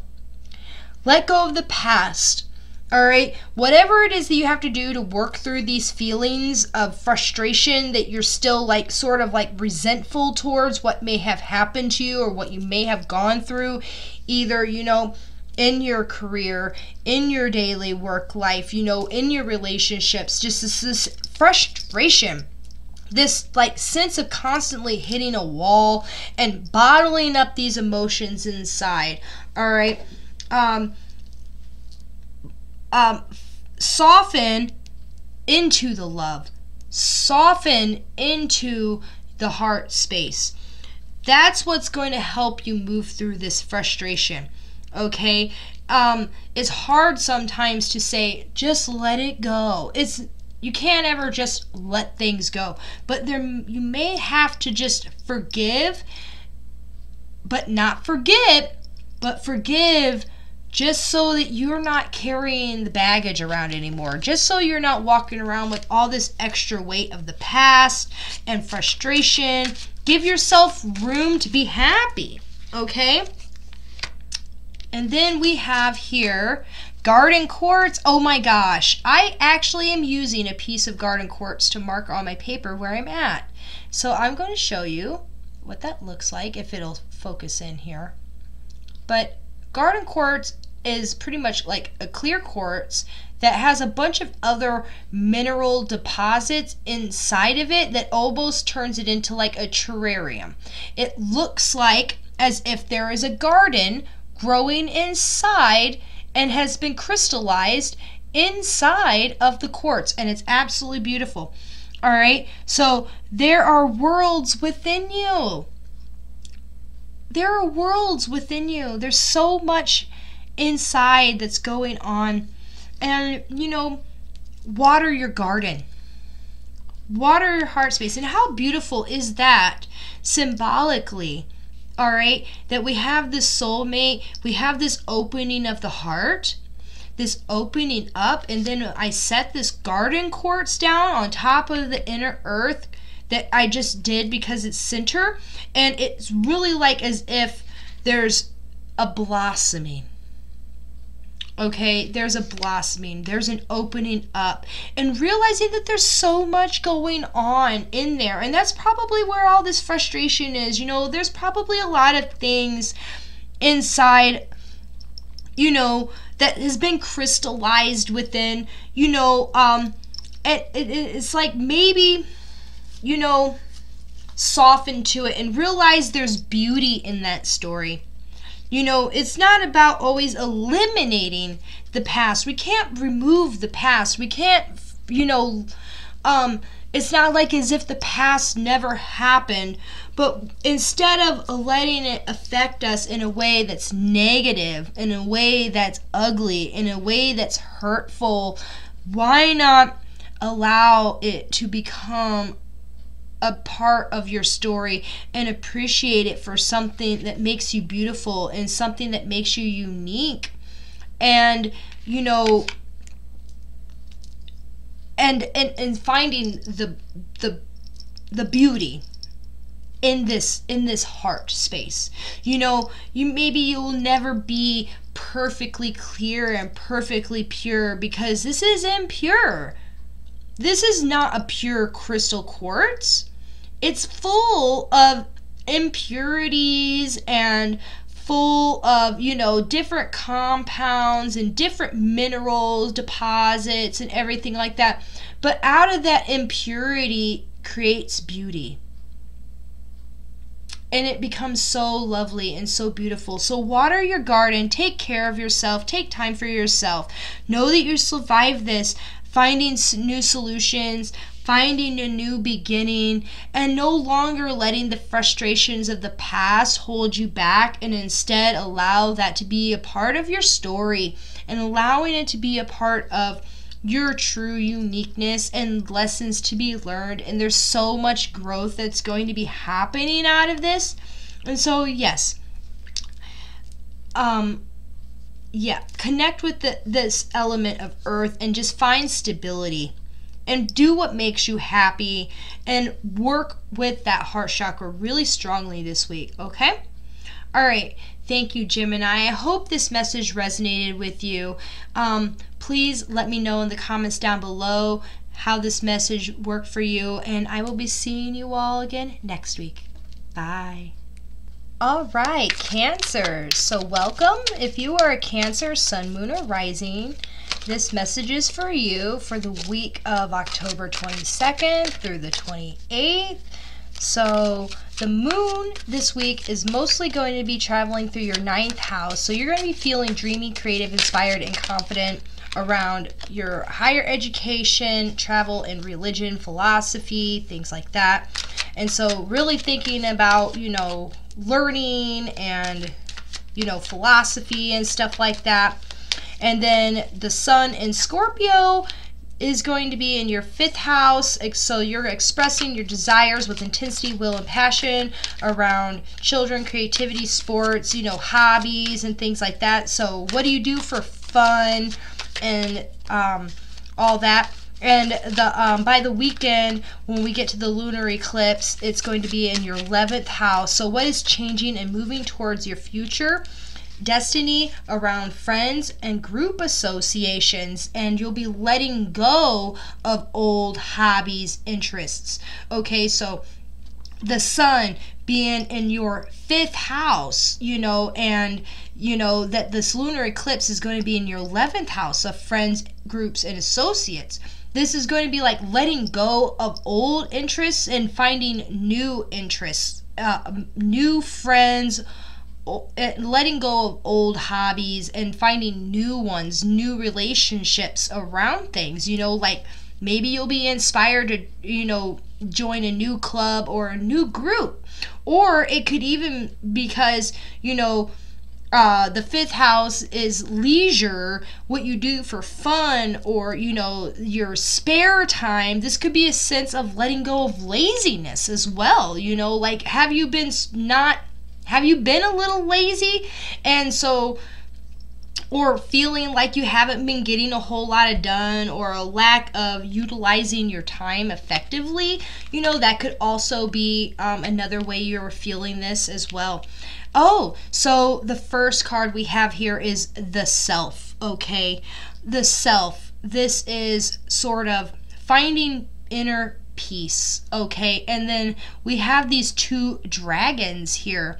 And so there was definitely a big transformational energy of the self. A new identity, you know, a new self-identity definitely that's coming through right now.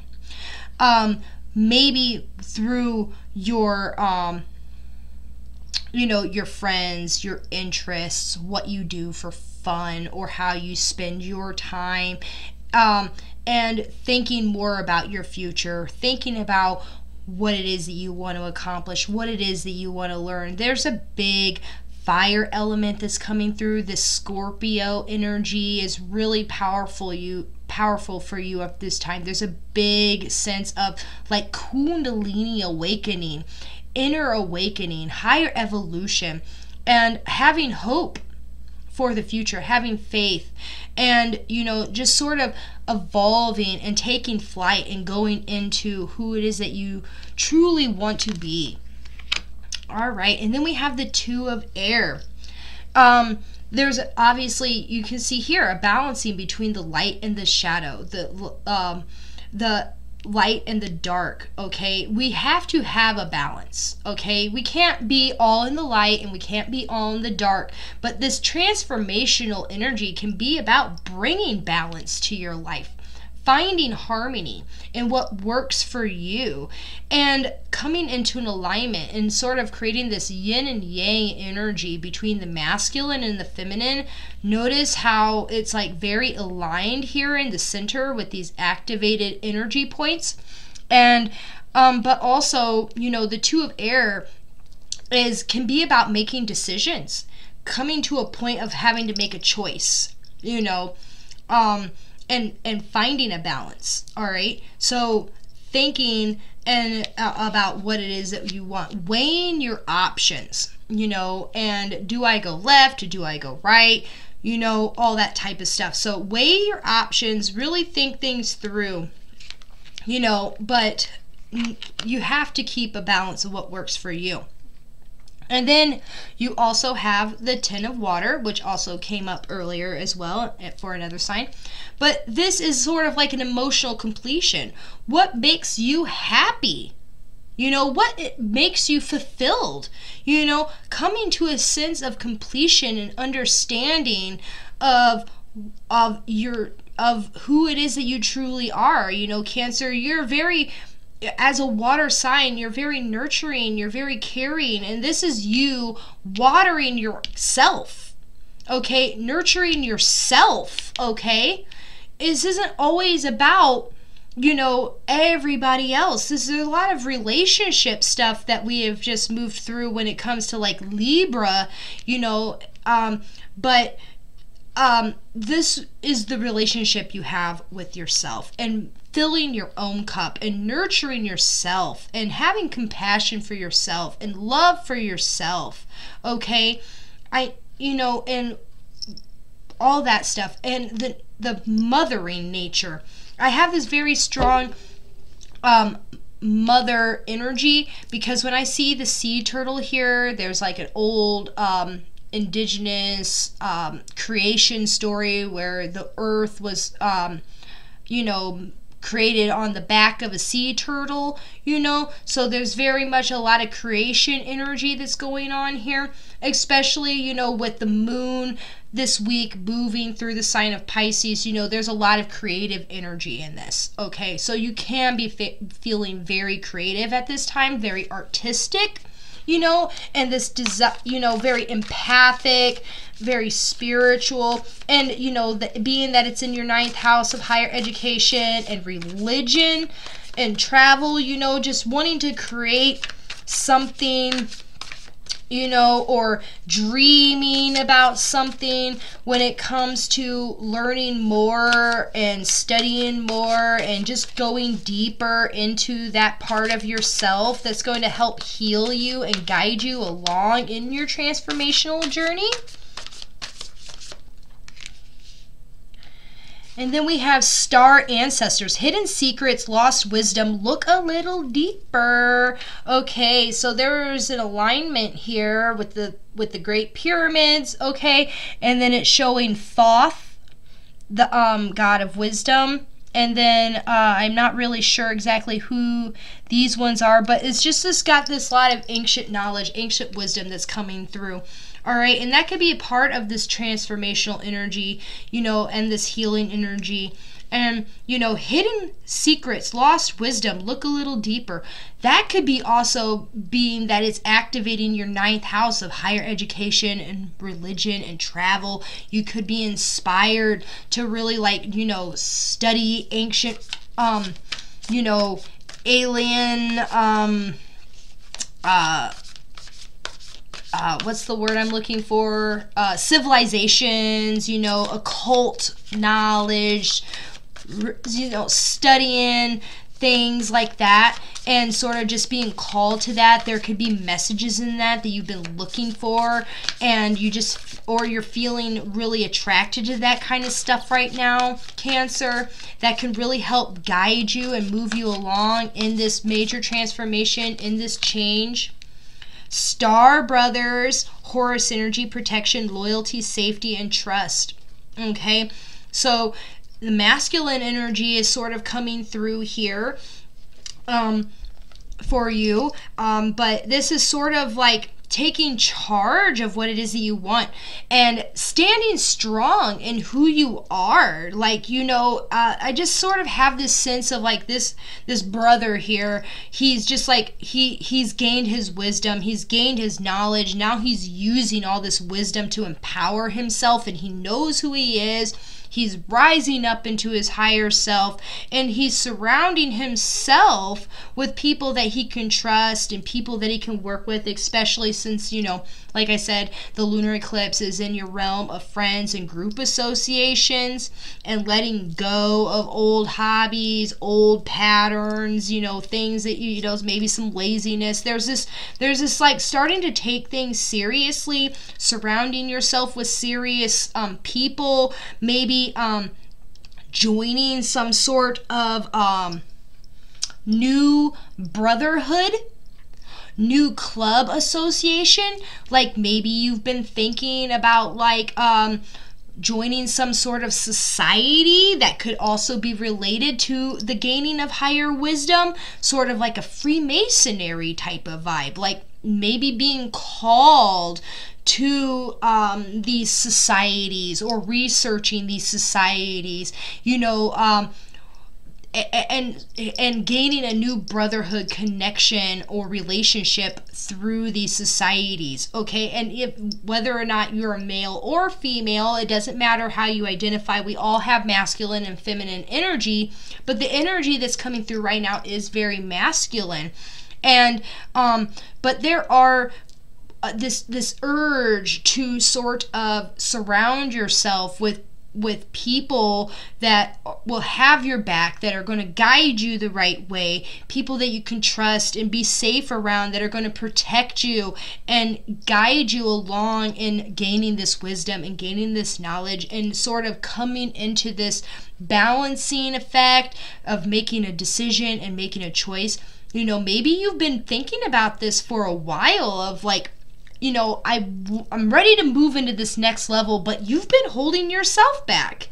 Have you been have you been feeling this sense of like, I should probably do this, but I've been a little lazy, I've been a little hesitant, I've been a little stagnant and moving forward, and now you're like, I probably should do this, and I'm finally going to, you know, make a decision upon this. All right? And let's pull one more card for you here, Cancer. This is a beautiful message, by the way. I love this. You know, and even if you are a feminine, you know, you can take this also as sorority type vibe as well, you know, but I'm definitely getting more the masculine energy, but sometimes that's because these sort of like societies or clubs tend to be in the more masculine realm of things, you know, very Hierophant energy. But this can also go for feminine as well. And then we have Resurrection, California Poppy, all right? The owl representing wisdom, and the moon is that inner realm, that knowledge, that you know, the gaining or the revealing of wisdom and knowledge, okay? And so, but the resurrection is coming in through here with this self-awakening, this self-alignment, this transformational energy that's sort of coming through here with this like sort of kundalini awakening and alignment vibe, all right? This occult wisdom is really going to awaken you and resurrect something inside of you, okay? This is going to sort of level you up in a sense that you never really felt before. It's going to revitalize you. It's going to bring you into a sense of like, this is who I am, and now I can finally move on into the next phase of my life. You know, where is this going to take me? It's going to open up doors of opportunity. And it's going to sort of, you know, bring about an understanding of your life path and of your life purpose. All right. Thank you, Cancers. I hope this resonated with you. I hope you collected something from this. Please let me know down in the comments below how this resonated for you, and I will be seeing you all again next week. Bye. Hello, welcome, Leo. So if you're a Leo, Sun, Moon, or Rising, this message is for you for the week of October 22nd through the 28th. The Moon in Pisces is going to be traveling mainly through your 8th house this week, so you'll be feeling dreamy, creative, inspired, and confident around your joint resources and other people's money. So you'll be probably thinking and dreaming about how you're going to invest, how you're going to get out of old debts and things like that. You know, just taking things a little bit more in a creative direction and dreaming about bigger finance stuff.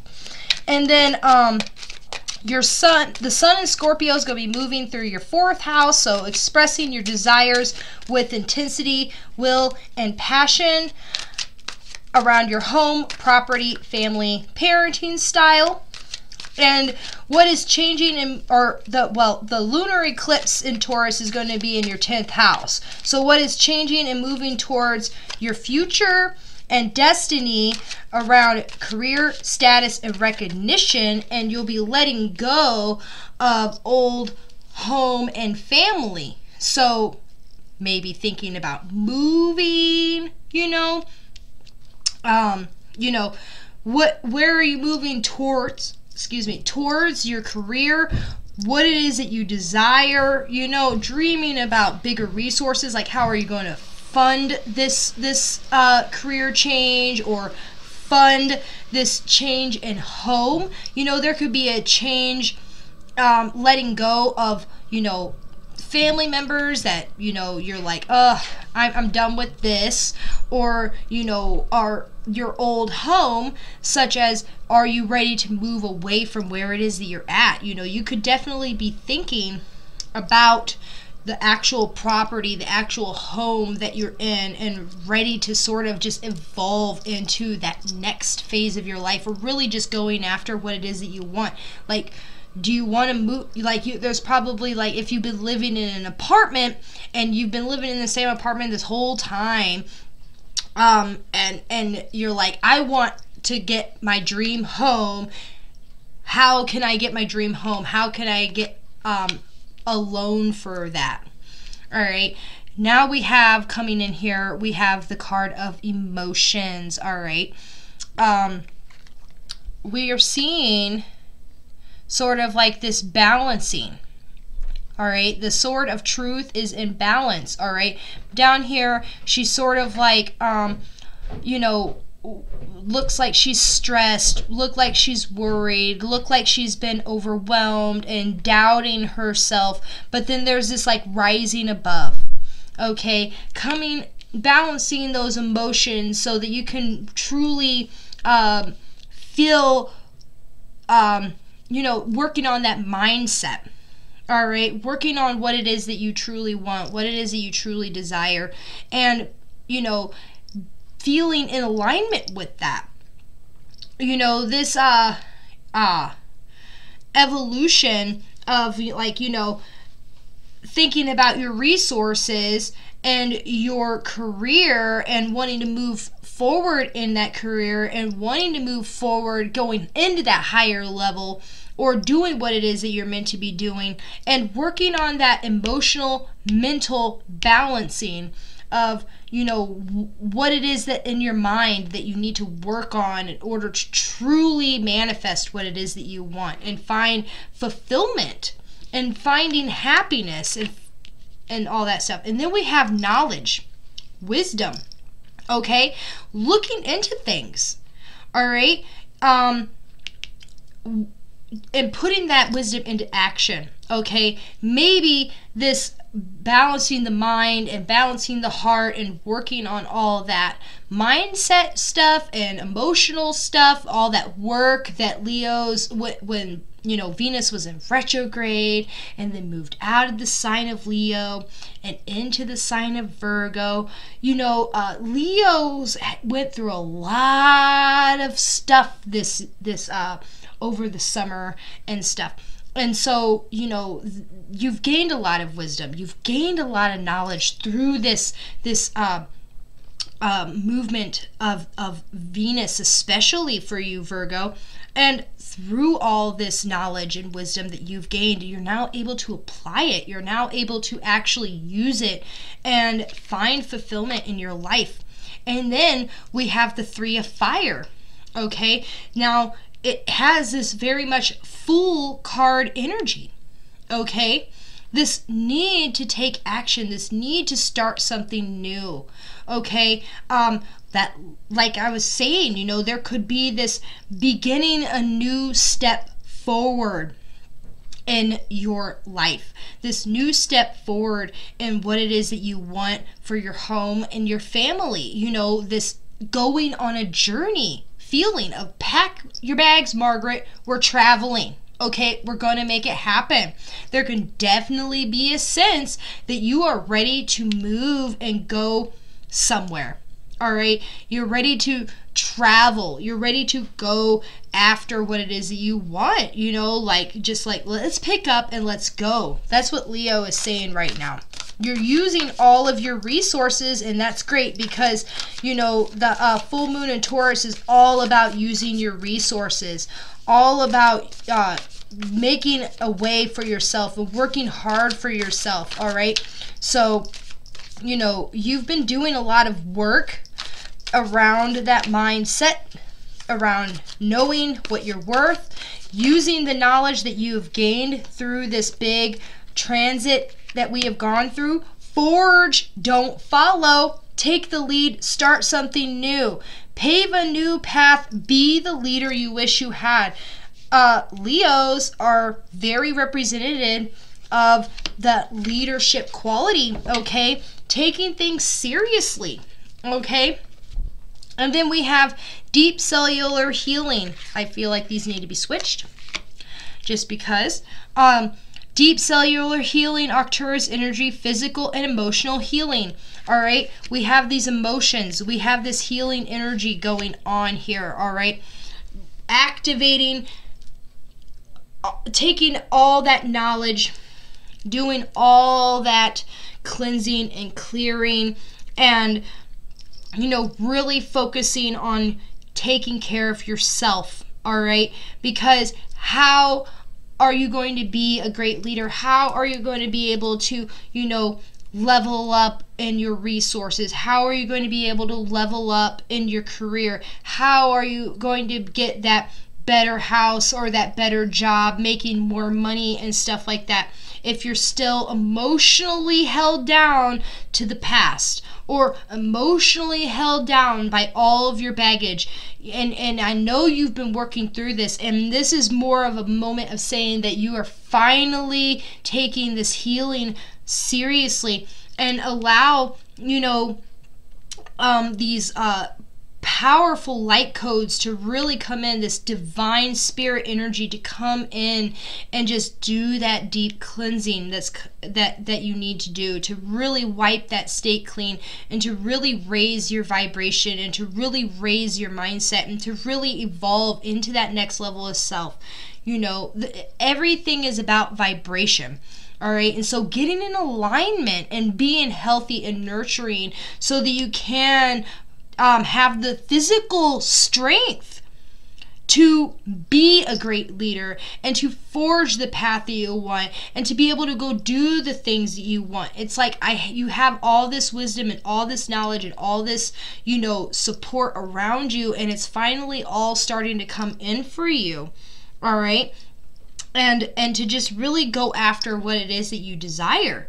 Be the example be the leader, rise up into that higher form of self, become that fully healed version of yourself, become that powerful manifester. All right. And then we have Amethyst, expand into wonder. Okay, that dreaminess is really coming through. That moon Pisces in your 8th house, feeling dreamy and creative, inspired around your joint resources and other people's money. In order to wander, in order to go on this journey, you have to be able to dream. Use your imagination, visualize. Go into that relaxed, dreamy, meditative, high vibrational, healing state, okay? Amethyst is, I know it tends to be, overly popularized, but because it is common, amethyst is a pretty common stone in the sense of like you see it everywhere, but amethyst is so powerful and it's very beautiful, and I feel like amethyst could be a great helper for you right now because it'll relax you, it'll expand you, it'll help heal you. Amethyst is a great healer when it comes to like detoxifying things. It's the sobriety stone, and so it helps cleanse the blood of and do that deep cellular healing that needs to be done, and so tap into the power of amethyst, tap into the power of your dreams, tap into the power of your imagination, awaken that third eye chakra. That's what I really feel like what it's saying, use that powerful third eye chakra to really help create and become the artist and become the creator of the what it is that you want to manifest. It is so clear and plain at the point to where it's almost obvious to you. It's like, yes, I've heard this before. Yes, I've done this work before. And, so just continue to do this work. Continue to allow this healing energy to come into you. Continue to raise your vibration and continue to release. And if you have to move or if you desire to move, this is all going to be coming in for you, and you just have to create it. You just have to tap into it. You just have to imagine it and make it possible by aligning your vibration to your manifestations, and then use the knowledge and, everything that you've gained in order to create it for you. All right? All right, thank you, Leos. I hope this resonated with you. Please let me know in the comments down below if this did resonate with you, and I will be speaking to you all next week. Bye. All right, Virgos. Welcome, Virgos. So if you're a Virgo, Sun, Moon, or Rising, this message is for you for the week of October 22nd through the 28th. The moon is going to be traveling mainly through your 7th house this week, so you'll be feeling dreamy, creative, inspired, and confident around partnerships and relationships, legal contracts, and so maybe thinking about a new partnership or maybe feeling the love, things like that. And then the sun is going to be traveling through your 3rd house, which will allow you to express your desires with intensity, will, and passion around your thinking process and learning style and communication. All right, so speaking clearly and with will and intensity. All right, communicating, thinking. This powerful energy is going to be strong in that 3rd house of yours.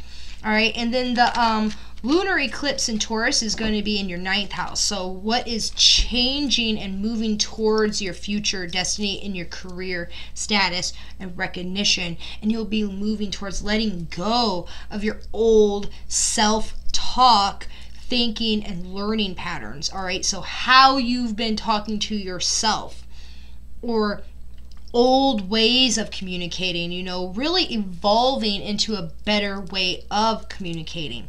All right, a better way of thinking and improving your learning styles. And this can be useful when it comes to your career and your relationships. Oh, and you're the third one to get this, Virgo. We have here the 10 of water. You know, this is an emotional completion. All right, this is emotional nourishing. This is creativity. This is femininity. This is, you know, pure, you know, water, emotional balance. All right, especially with the moon in Pisces traveling through your house of relationships. Okay, your relationship with yourself, possibly. Okay, and your relationship with others, emotional fulfillment, and how you take care of yourself and how you nurture others. You know, there's a softening to this, okay? Because Virgos can tend to be a little critical, a little self-critical, critical of others, you know, because they analyze and they notice details and they want to be helpful. And sometimes it doesn't come off as helpful as they wish it was. And so that's why that, you know, learning better ways to communicate can be helpful when it comes to, you know, healing partnerships with yourself and with others. How do you talk to yourself? How do you talk to others? How do you nurture yourself and taking care of yourself and understanding and you know, just feeling good. All right, just feeling overall good and being confident and your cup is full now, you know. And then we have the 9 of fire, or also the 9 of wands, you could say, or swords. It depends on, you know, me, I personally associate swords more with fire, even though it's traditionally wands are associated with fire. I guess it would just depend on how you associate it. But here I'm seeing this sense of, you know, this rose right here at the heart. There's a blossoming happening. Okay, there's a sense of passion. Okay, and if I were to look at this, let's see what this card has to say. Ooh, perception. Okay, but I'm seeing a strong feminine energy and a strong masculine energy. Okay, I mean, maybe you could be calling in a strong masculine energy. There could be a male energy, a masculine person that, and I say masculine because, you know, we all have masculine and feminine energy within us, and I don't know if whether or not you are a masculine or a feminine person, but this is a very feminine person and this is a very masculine person, and it's like this masculine is offering a rose. It's offering his heart. It's offering his love and desire to this feminine. Okay? And so maybe, you know, this masculine could be coming to you and trying to open up to that. And then we have perception. Okay? Perception is all about how we perceive the world around us and how we sort of see things from our own perspective. Okay, like, you know, zoom out. Okay, if you have lost sight, or if you feel like your perception is a little muddied, maybe it is time to zoom out and get a more broader perspective of things, a broader view of the thing. Don't hyper focus, all right, on the little minute details, even though I know Virgos are so good at focusing on the teeny tiny little minute details. That's like their gift. That's what makes them special. That makes them so good at planning, so good at organizing, analyzing things, and, you know, taking a very specific approach because they focus so much on the teeny tiny little details because they seek, you know, wanting to do things right. but that zooming in, constantly focusing on the little teeny tiny details can distort your perception. You get, narrow focus. You get blind on the when your vision is blinded on the sides. I can't remember what that's called, but it's like having blinders on, and you just hyper focus what's directly in front of you. Take the blinders off and step back and look around you and adjust your perception.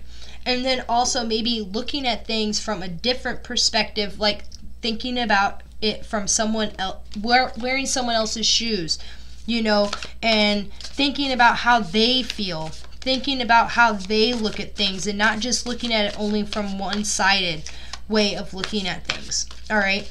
And how you talk to yourself, how do you perceive yourself versus how other people perceive you, okay?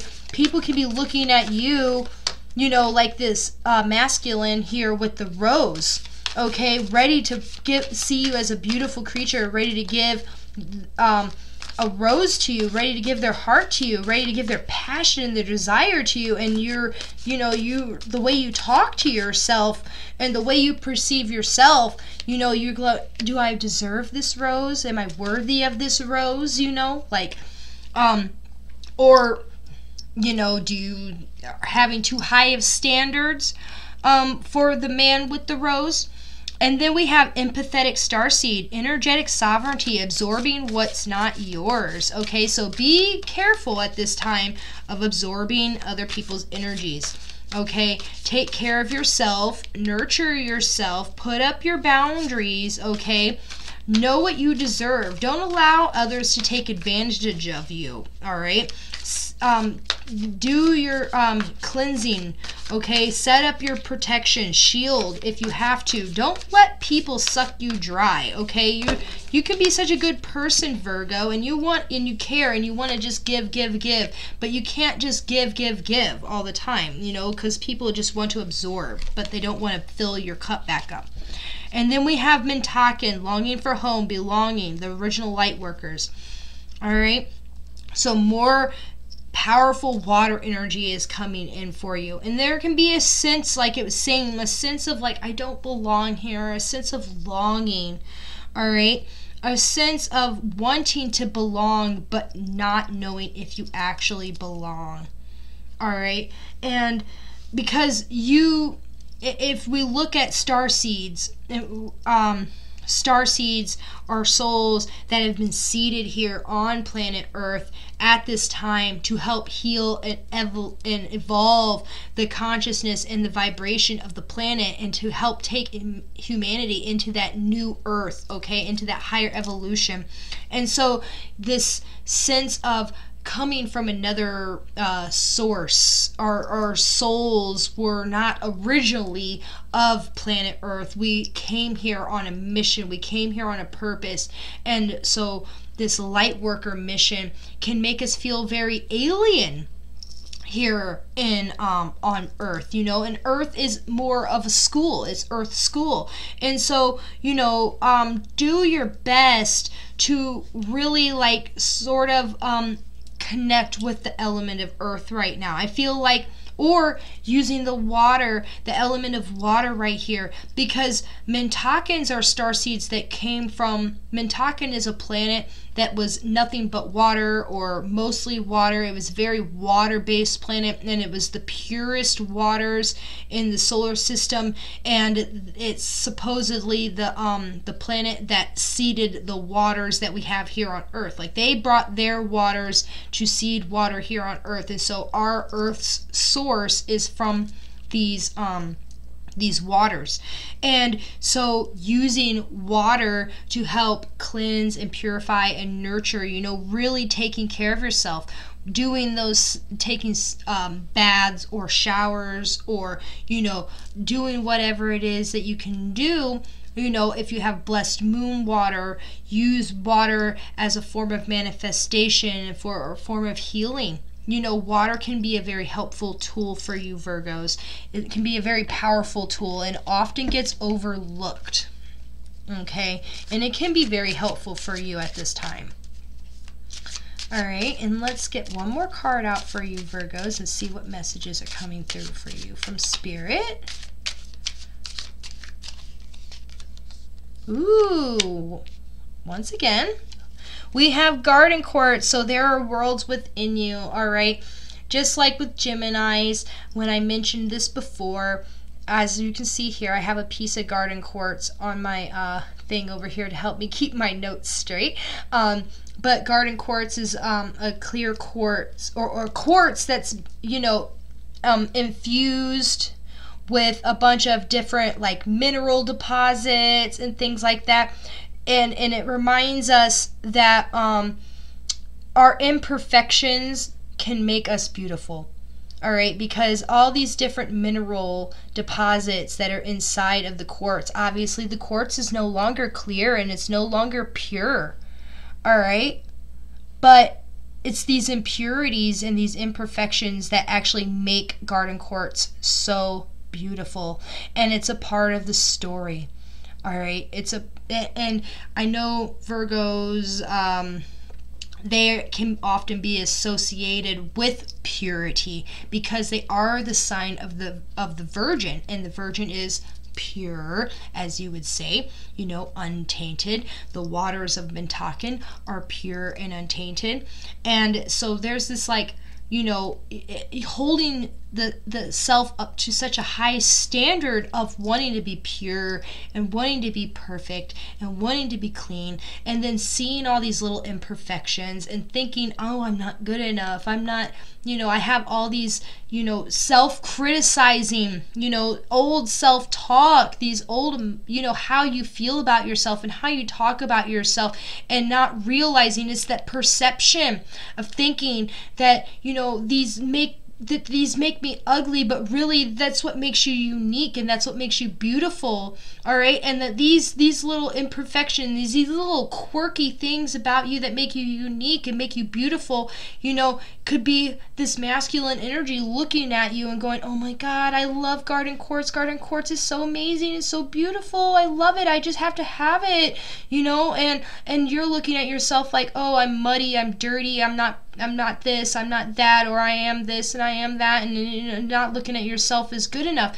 Recognize that there is so much beauty within you, okay? There's so much to you, that you have value, and that if you nurture your garden with, you know, and you water your garden, water it, fill it with love, allow the love to water your garden, and then see yourself for the beautiful garden that you are, and allow yourself to bloom and blossom so you can be the most beautiful, you know, self that you can be. So really, you know, tap into that love, tap into that self-talk, improving that self-talk and that thinking process, and, you know, just appreciating yourself for who you truly are, Virgos.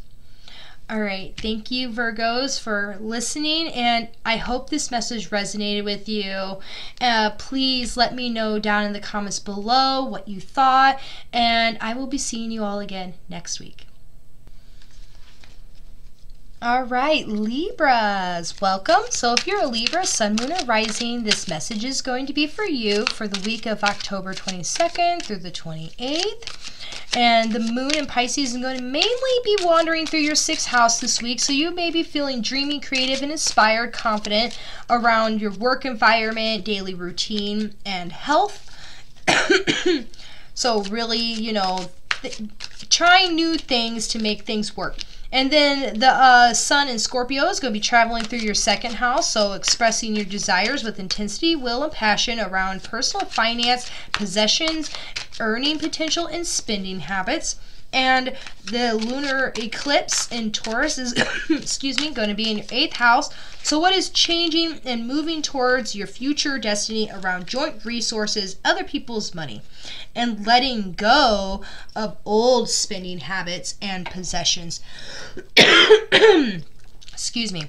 So you could definitely be feeling the urge to declutter and reorganize, and, you know, reevaluating your personal budget, because you're, you know, if you evaluate your personal budget, you'll be able to look forward into the future towards your joint resources and getting loans, investing, you know, retirement, your legacy, you know, all that type of stuff that goes into the larger scope of money, and making your money spend money. It can be all around getting rid of those old spending habits, and also maybe feeling that sense of wanting to clear the home, wanting to let go of possessions, ready to clear things out.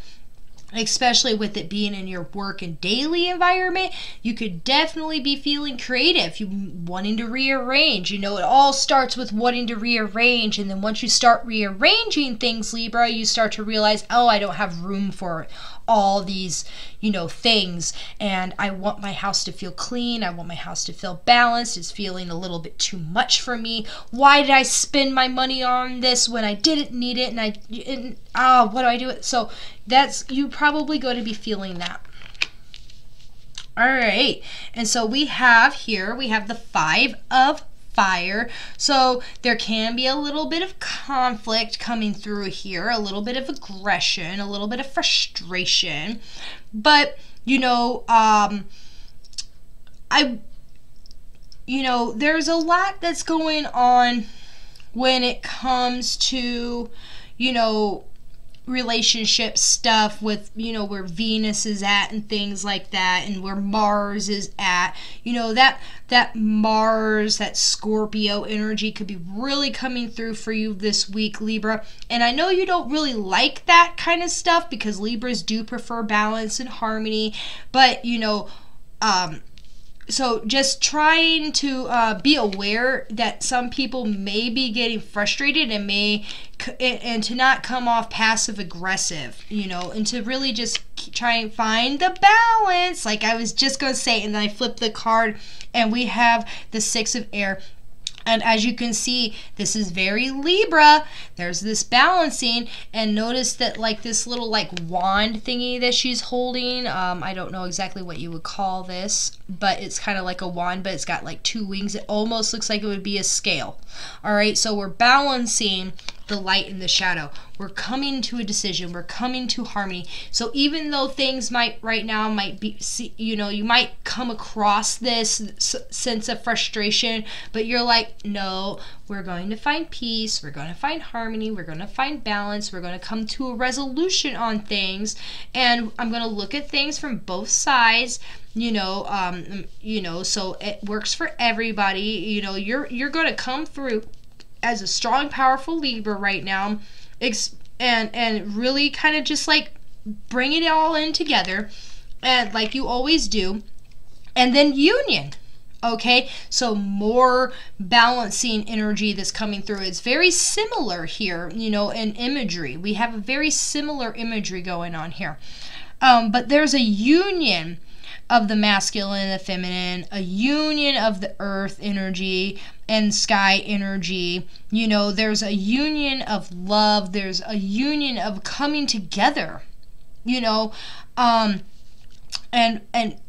just, you know, there could be a new love energy coming in, you know, just because union and contracts and things like that. There is a sense of everything coming together, a sense of everything finding a completion, a sense of, you know, a cyclical harmonizing balance, and it's going to be very powerful. And I feel like that's where you're really going to shine, you know. And this could also be like finding balance in your work life, finding balance in your personal finances, finding balance in your home, you know, finding balance in a lot of different ways, not just in a relationship, but just in general, like in everything, and having so maybe almost idealistic version of what it is that you want to see in the world. lifting the veil, questioning everything. Anything unaligned must go. Oh my gosh. Yep. So you're like, if it's not in alignment with you, then it is going to be letting it go. Like, that's literally what is in your, you know, the south node portion of the eclipse is all about letting go of those possessions and those old spending habits and, you know, all that kind of stuff. And so what is not serving you, what is not working for you, clearing out the clutter. All right, raising your own vibration, getting into alignment, feeling good about where you are. Lemuria, creating heaven on earth. It is happening, yes. So the moon in Pisces in your 6th house of feeling dreamy, creative, inspired when it comes to your work environment, daily routine, and health. You know, there's this sense of, you know, everything that's unaligned must go. This out. This is the past. Let it go. I'm done with this. This is all going to be gone. Libra, you just want to feel good. You just want to feel happy. You want to create heaven on earth. You want to be able to come home and just take a big deep exhale and just relax and feel serene and feel comfortable and not be overwhelmed and not be pressured and feel healthy and feel in vibe, be high vibe and all that good stuff. And it's all coming in for you now. And you're going to be creative enough to pull it off. And don't let anything get you down. I know that there's probably a lot of craziness going on because people are like, oh my God, you know, this eclipse is going to bring on so much changes, so much transformation, and, you know, and blah, blah, blah, blah, blah, and stressing out about it. And you're just over here like, I just want peace and harmony. Fall apart, smoky quartz. Okay. This is so cute. We got a little squirrel burrowed with its, well, I would say nuts, but smoky quartz crystals in here. But, you know, this is how you just want to feel. Exactly what I was saying. Creating heaven on earth. Heaven on earth for you would be to be able to come home and just burrow and just hermit and just be in your space and be all happy and cozy with your blankets and your pillow and your cup of coffee and your fuzzy socks and your comforting TV show and your loving partner, and, you know, and it's just clean and you're feeling good and you're feeling in balance. And, you know, with winter coming up, you know, you're probably going to want to get into hermit mode and just, you know, sleep your way through the winter like a little squirrel with all of its nuts, all prepared. And, yeah, so just fall apart, fall into yourself, fall into your home, and just get comfortable with everything and find grounding, you know, and work with this earth energy, because earth energy is very grounding. Smoky quartz is great for clearing things out, transmuting negative energy into positive energy. Smoky quartz is wonderful for that, all right? And so, you know, put smoky quartz near your front door. That's what I like to do. Or in any space, carry on you. You're may have to cleanse it. It needs cleansed regularly because it does tend to collect. It doesn't tend to, you know, get rid of the negative energy very well. It does transmute it, but you may have to cleanse it more regularly, especially if you keep it near your front door or carry it on your person. But clear quartz can be great for clearing out emotional clutter, clearing out spiritual clutter, clearing out physical, just anything that you're like, get it out, I don't want it.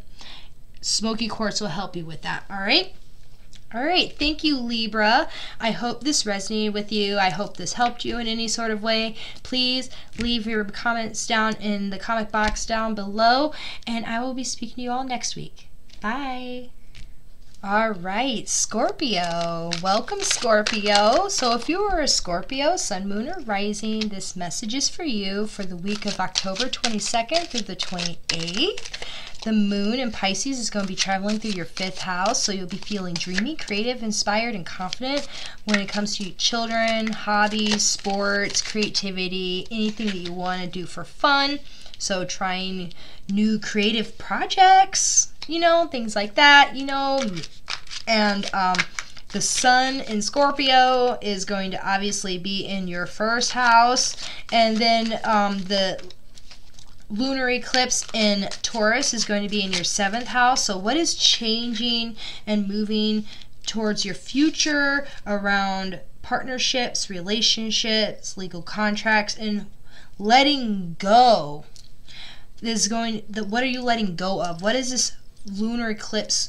Is going to be a death of the ego, death of the old self, a rebirth, the Phoenix rising energy for you. So the old self is dying, the new self is being reborn, and this lunar eclipse is going to bring in some big changes when it comes to moving forward in your partnerships, your relationships, you know, and legal contracts. So it could be business or personal.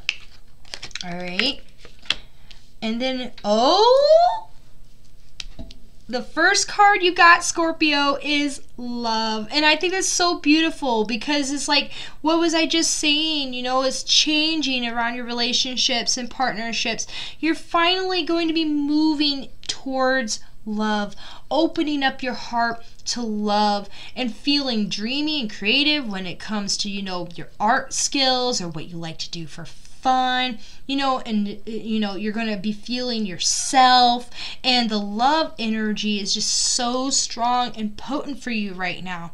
All right, this could be self-love, especially. It doesn't necessarily have to be about relationships. This can definitely be about the self, especially since the sun is in your house, your 1st house of self. So loving yourself, taking care of yourself, and opening yourself up to loving partnerships and loving relationships. Beautiful, Scorpio. Emotions, working with your emotions, balancing your emotions, working on that mindset, okay? There can be stuff, you know, you are very emotional sign, Scorpio. You're a water sign. You just tend to bottle your emotions up, okay? And it can be easy for you to kind of go into a more negative mindset just because, you know, you tend to do well in the shadow realm, but don't go too deep into the shadow realm and not understand that you're worth more than that. You know, there's a lot of healing that's going on for you right now. And so working on your emotions and finding love and doing what feels good to you, okay? What do you love? What do you desire? And, you know, just truly showing up, okay? And not letting negative emotions stop you on your path moving forward, okay? Oh my gosh, I cannot make this stuff up, you guys. I cannot. So, the 8 of fire. What do we see here? We see the Phoenix rising. Powerful transformation. Death of the old self. Rebirth of the new self. Okay? This is just a huge changing moment for you. And you're truly going to be able to express your desires, you know, taking things on with will and passion and moving forward. And you're going to take this moment of change and you're just going to be like how Scorpios are just so good at doing it, shedding an old skin like a snake, okay? Scorpios and Pisces especially as well, but we're talking about Scorpios. Scorpios, they do tend to shed their skins like snakes. And so when a skin gets too tight or a skin gets old, you know, you're like, you know what? I want to change my hair because I've been, you know, I want to change my hair. I want to change my clothes. I want to change my fashion, you know. And so really stepping into that new version of self, okay? Recreating yourself, being creative, you know. Maybe you're going to make a costume for you know, the Halloween that's coming up because you're feeling creative and dreamy when it comes to, you know, your creative hobbies and stuff like that, and you're wanting to rebirth yourself. So there can be this sense of like wanting to redo your hair, wanting to create this really cool, amazing costume, or just revamping your wardrobe and stuff like that. And then here we have Earth, all right? Learning how to be human in a world, but not of it, all right? Planted starseed, okay, coming to the ground to sort of, it's so hard to learn how to be human sometimes, isn't it? I mean, you really are like, I want to express myself, I want to be myself, but sometimes myself is a little weird and it's a little awkward and nobody gets me and nobody understands me, and I'm the black sheep of the family, and I'm dark and I'm mysterious, and you know, you just never really quite seem to feel like you fit into anything and all that stuff. And so, you know, you definitely kind of probably feeling like, you know, like I was saying, like the black sheep, or feeling like you're struggling, you know, but trust the niggle. What is the niggling feeling trying to tell you? Trust your instincts, okay? Especially when it comes to what it is that you're supposed to be doing, or maybe trusting your feeling when it comes to, you know, your evolution with your emotions. You know, your instincts are going to be right. That's what it's really saying. Trust your instincts, okay, Scorpio? You're very psychic, all right? You're very intuitive. You're very empathic. I mean, Scorpios are right, and if they, you know, because they just know, okay? They just know. And so if you're questioning something, you just need to listen to your gut. You need to follow your instincts, you know, because you know what happens when you don't, all right? And then we have here, anchor in, hematite. All right, so ground yourself. If you've been feeling like you're not connected to the earth, or you don't feel like you're a part of this world, you've been feeling a little bit too dreamy, the water energy this week will probably be really strong for you. So what it's saying is get grounded, all right? Anchor in, all right? Use, you know, like it was saying, hematite. Hematite's a wonderful grounding stone. Actually, is sometimes too grounding. Some people have a hard time working with the energy of hematite because it's too powerful. But come on, Scorpios, you are a very water sign. The moon is in a water sign. There's a lot of rebirth energy going on. There's a lot going on for you. These energies are super intense right now, and that's mainly because Scorpios are very intense, so everything's going to be very intense, you know. So hematite can actually be effective for you because you can handle that, all right? And you need something to keep you grounded and to keep you connected to the earth and to keep you, you know, stabilized during this time, okay? That way you don't just float off or become too abstract or go, you know, just to keep you focused on what it is that you want to become, focused on where it is that you want to go, so you don't lose focus. What keeps you stable? What keeps you grounded? You know, and what is your purpose? Why are you here? You know, focus on your why, focus on your purpose, and that is what's going to keep you grounded. All right, so thank you, Scorpios, for coming. I hope this resonated with you. Please let me know in the comments down below, and I'll be speaking to you all next week. Bye. All right, Sagittarius, welcome, Sag. So if you're Sagittarius, Sun, Moon, or Rising, this message is going to be for you for the week of October 22nd through the 28th. The moon in Pisces is going to be traveling through your 4th house this week, so you'll be feeling dreamy, creative, inspired, confident around your home, property, family, parenting style, that type of stuff. So So you maybe want to like rearrange your house and stuff like that, you know, some DIY.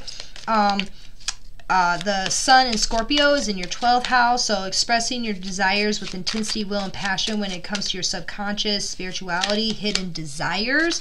All right, so the inside is going to be coming on the outside, or there's going to be sort of like an awakening of the inner realm within you, okay? And then the lunar eclipse in Taurus is going to be in your 6th house. So what is changing and moving towards your future and destiny around your work environments, daily routine, and health. And you're going to be letting go of old spiritual beliefs and insecurities. Okay? Because I wrote spiritual beliefs, but it could just be, you know, hidden insecurities. All right? What are you afraid of? Letting go of your fear of the unknown. Letting go of the FOMO, because Sagittarius can also really deal with FOMO a lot. We have the Hero coming through. I find that rather interesting because I did Aries first, obviously, and I pulled a card that looked very Sagittarian for them first, and then for Sagittarius I pulled a card that looks very Aries. So you guys are sort of sharing very similar energies right now, which I find I'm just calling that out as an interesting observation. But we have the Hero, okay? There's a rising above. There's this taking things forward, especially as the moon moves closer to Taurus. It will go through the sign Aries, and so there's going to be a lot of action for you, okay? And you're going to be really inspired. You're going to be confident. You're going to want to take things forward. You're going to take life head on, you know, and you're ready to make these big changes and show up as the hero in your own life, pretty much. Like, I'm done waiting around for everybody else. I'm going to be a leader in my own life. All right? Especially for you, Sagittarius, I kind of feel like, you know, Sagittariuses tend to rule the house of philosophy and religion and, you know, travel and higher knowledge, and being that all this is sort of going through the spirituality 12th house, which you can sort of get into that because you love diving deep into particular subjects.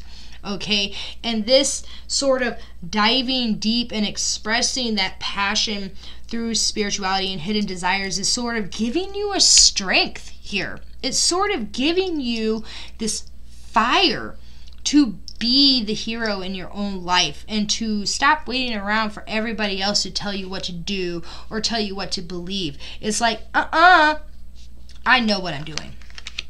All right, and then we have the 6 of water here. So look at her. She's opening herself up. I find this very interesting because we have a strong, you know, fire vibe going on, and then we have this strong water vibe going on.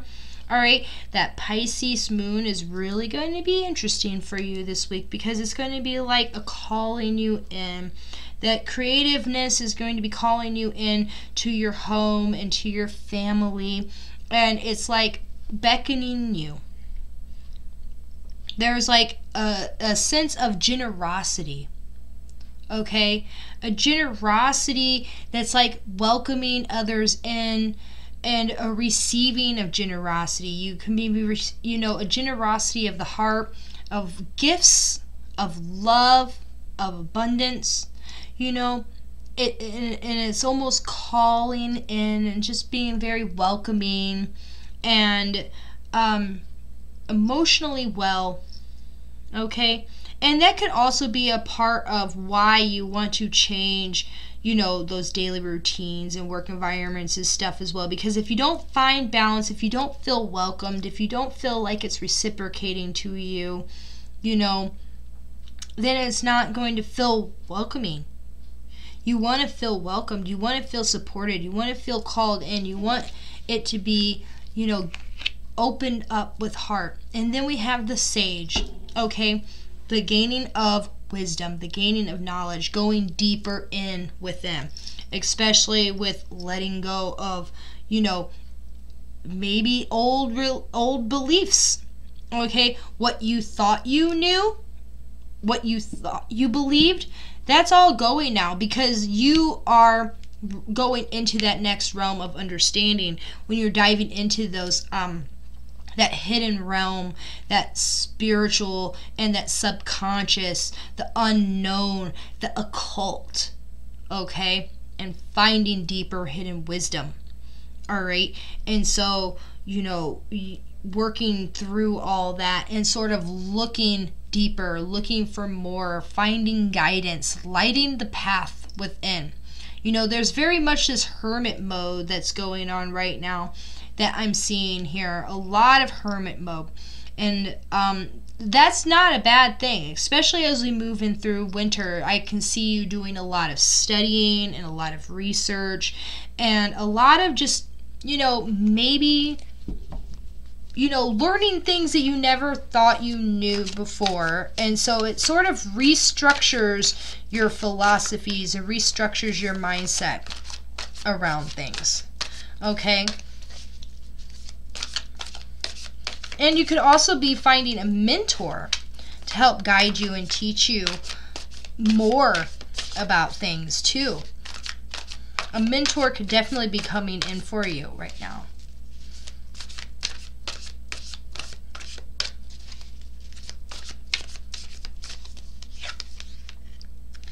Your life is a canvas. Artist, manifestation, creative accountability. All right, so definitely a lot of creative energy coming in for you right now, Sagittarius. All right, you want to create something. You want to be fun. All right, express your desires. All right, get creative. You know, be an artist. That's what it's saying, really. You know, you can manifest whatever it is that you desire just through pure creativity and believing in the infinite possibility. All right? You are the artist of your own life. All right? Paint it however you will. And then star bathing, light body, crystal grid, transmission, and activation. All right. So this lunar eclipse is probably going to be super potent for you. Go out and sit under the stars, okay? Activate your light body, all right? Build your connection up with the other spirits of the higher realms, okay? Maybe a stone like apatholite, a stone like apatholite would do really well for you, Sagittarius, because apatholite really amplifies connection with the higher realms, okay? And it really is good for the soul star chakra, which is above the crown chakra, because the crown chakra is at the crown, the top of the head, and then the soul star chakra is like a foot or two above your head. It's sort of like the outer edges of your auric field. It's higher above you, and that's what is going to connect you to even more divine light. And it does have a lot of star energy in it, a lot of cosmic source energy within it. So something like this to meditate with, or to work with when you're doing like oracle readings and stuff like that, will really help build that connection up, and will also strengthen your light body. It'll cleanse and purify your auric field, and you know, obviously it just has a lot of light codes. So don't be surprised if, like, during this next cycle that you receive a lot of messages coming in for you from the divine and from higher realms, you know. And then let's get one more card for you, Sag. See what messages are coming through for Sag.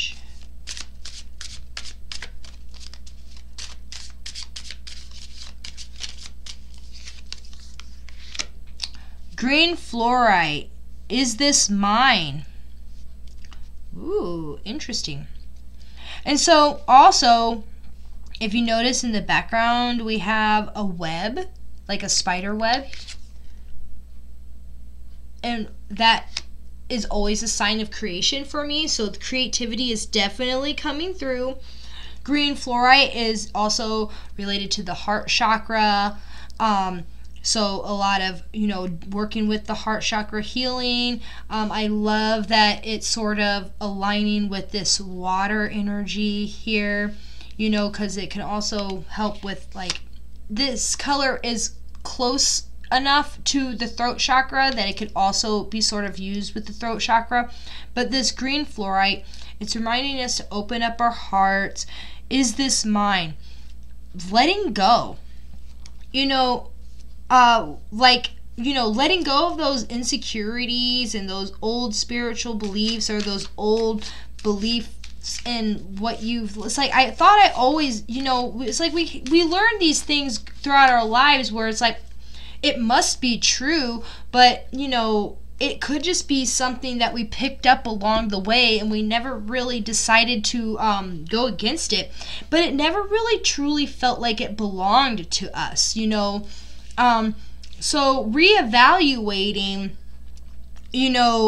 what it is that you truly believe.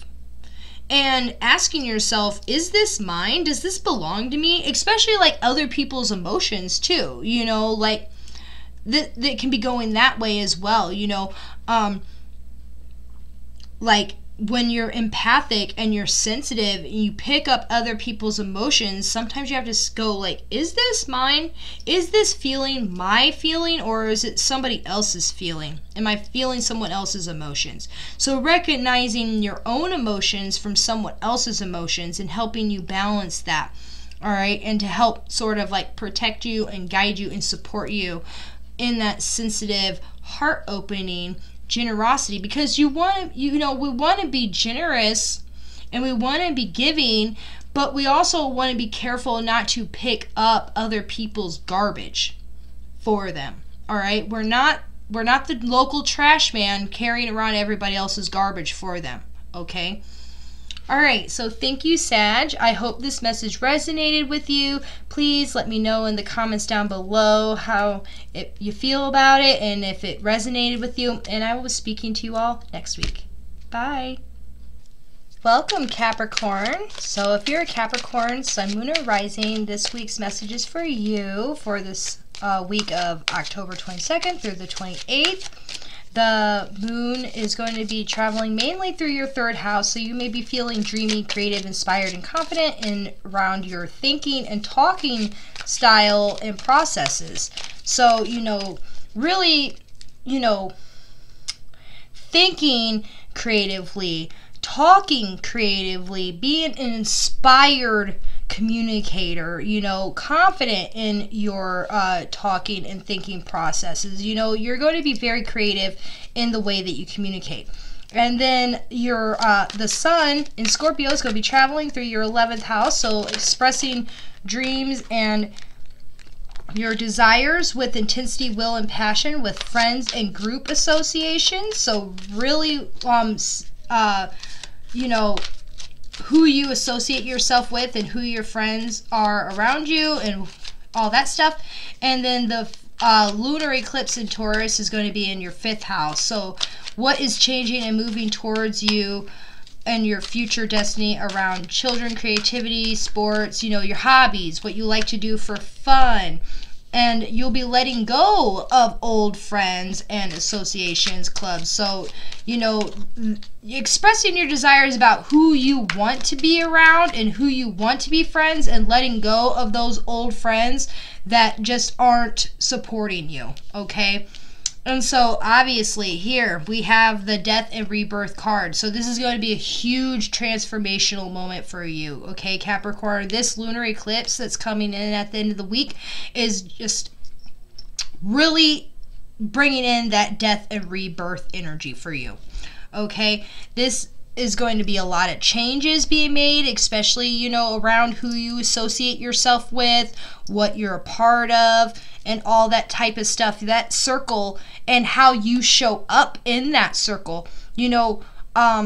Like, I am who I am, and I am going to express myself the way I'm going to express myself, and maybe this is a new version of yourself, like moving towards being more creative, moving towards, doing things for fun, because Capricorns do tend to be very career oriented, tend to be very achievement type stuff and take things very seriously, and may struggle with just having fun and finding enjoyment in life. And so, you're going to be moving into a new version of self where maybe you just, find more enjoyment in life and becoming a new version of yourself. And then here we have the journey. So this is a whole brand new journey for you. Okay, this death and rebirth moment, when you come out of this is going to be like, I'm taking on a new road. I've never done this before. You may not know exactly where it's going to take you, but you are starting something new. You are going on a new path, all right? You're trying new things. You're going in a new direction.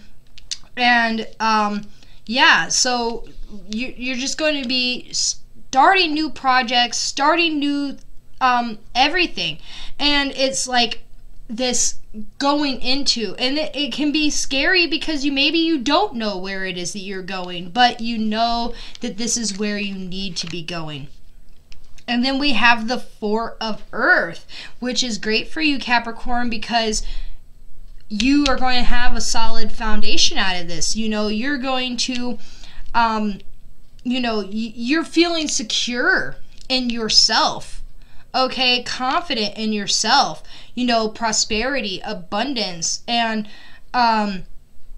having security and having solidify and knowing that you are taken care of. It's like you've built so much that now you're allowing yourself to go on this new journey because you are confident in what you have built. It is allowing you to really, go into this new evolution in a way where it's like, I can be creative because I don't have to. It's like getting out of the scarcity mindset and into an abundant mindset. Usually they say that when, people achieve a certain amount of wealth and abundance and security in life, and they don't have to worry about, am I going to make it day to day, they do tend to get more into the arts. Okay, the arts are usually what comes through in that's when you can move out of the fears of insecurity in the root chakra, and you've done all that healing in the root chakra of not knowing and being scarce. You can move into the sacral, or the sacral chakra, where things can be more creative for you. All right, losing your grip, coping mechanisms, destiny, addiction, let God in. All right, Capricorns, what are some negative patterns, some old coping mechanisms, some, addictions, things that have been holding you back? Maybe these are related to your old friends and your old group associations, that, maybe, if you have a past with alcohol or drugs or just negativity all the time, and now you're like, what, screw these people, I'm not doing that anymore. I've cleaned myself up, or I'm, ready to make that change, and now I gotta change my circle. That is usually a big step in the the healing process of addictions, is changing the people that you surround yourself with. Because if they were your drinking buddies or your drug buddies, or just whatever, always seem to just be getting you into trouble all the time, that's why you want to change and improve your friend circle, so that you can better evolve into yourself, so you can take this new journey, so you can have more stability in your life, so you can be confident and healthy, and not being held back. So you know, there's a lot of change when it comes to this sense of needing to rehabilitate yourself and watch out for those old coping mechanisms, those old patterns and things like that, and who you choosing to surround yourself with so that you can release all that, so that you can let the old self die and let the new self be reborn and go off on this new journey that, you know, you may not know where it's going, but you know you're doing the right thing, okay? Trust the timing. Trust the wave you came on. Timing is not running out, okay? This moment right now, you know, it is exactly right, and, you know, the timing of the universe, we may not understand it because time is just an illusion, right? Time is made up. You know, but at the same time, you know, we always feel limited by the amount of time that we have here on this earth. And so how are you going to spend this time here on earth? What are you going to do with it? And to not feel like time is running out. Time is not running out. You still have plenty of time left to enjoy this life and to make the changes that you want to make and to go into this new journey. And, you know, you do have time to be able to enjoy yourself and to be creative and to have fun. All right? Make time to have fun. Oh my gosh, integration, Mullen. One, Mullen is very healing. Okay, it is it is like great for clearing the lungs and detoxifying the system. And then here we have like all these different elements. Like if you can imagine that like each one of these represents a different area of life or whatever, you know, we have the inner self, we have transformation, we have the heart, we have the nut or the seed, you know, the security, we have the mind, we have travel and adventure. But we see in the middle this web. Okay, this web of creation. This is the web of creativity. This is the web of infinite possibility. This is the many paths that you may take along this new journey. Okay, and the infinite possibilities that you may, that are going to come from this journey. You know, it's almost like the world is now going to be opening up to you, and things are going to start making sense, and things are going to start getting connected and finding a way to balance all these things. Just like with the Four of Earth here, finding balance, having structure, having security, having stability, you know, balancing and doing the inner work and working with the heart, going through this transformation with the butterfly, going on a journey with the ship, planting the seeds of a solid, secure foundation, all right? And the mind, you know, the mind and the heart, everything's being balanced, everything is being woven. You are not running out, okay, of time. And to just be careful with who you surround yourself with. Who's the web? All right, when we think of who we're friends with, we can think of all of the connections that we've made in our lives. All right, and who, you know, the people that we associate ourselves with. It's time to create a new web. It is time to create a new destiny, a new way of doing things, a new heart-centered path, balancing everything and making everything connected. This is such a beautiful message for Capricorns. I hope this resonated with you. I hope this brought you some guidance and some healing. And please let me know down in the comments below if this resonated with you. And I will be speaking to you all next week. Bye. All right, Aquarius. Welcome, Aquarius. So if you're an Aquarius, Sun, Moon, or Rising, this message is for you for the week of October 22nd through the 28th.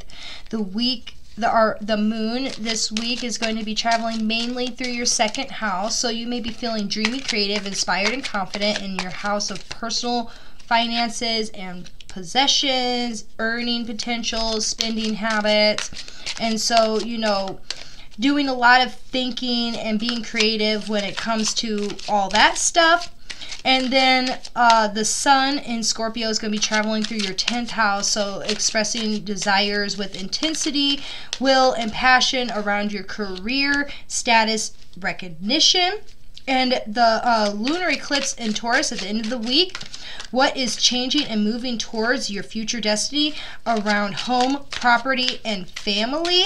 And what are you letting go of is going to be around old jobs and old expectations, okay? Because, you know, the sun in Scorpio in your 10th house of career, status, and recognition, that's what you're going to be moving away from, okay? So what you desire in your career and how you want to be recognized, you know, are you seen? Are you being recognized? Are you feeling like you're reaching your goals? And so, letting go of, you know, old jobs, old career expectations, you know, and all that stuff, and moving towards your future with a home, property, and family, you know, like moving towards a better career that can most likely better support you so that you can provide for your family in the way that you want to provide for your family.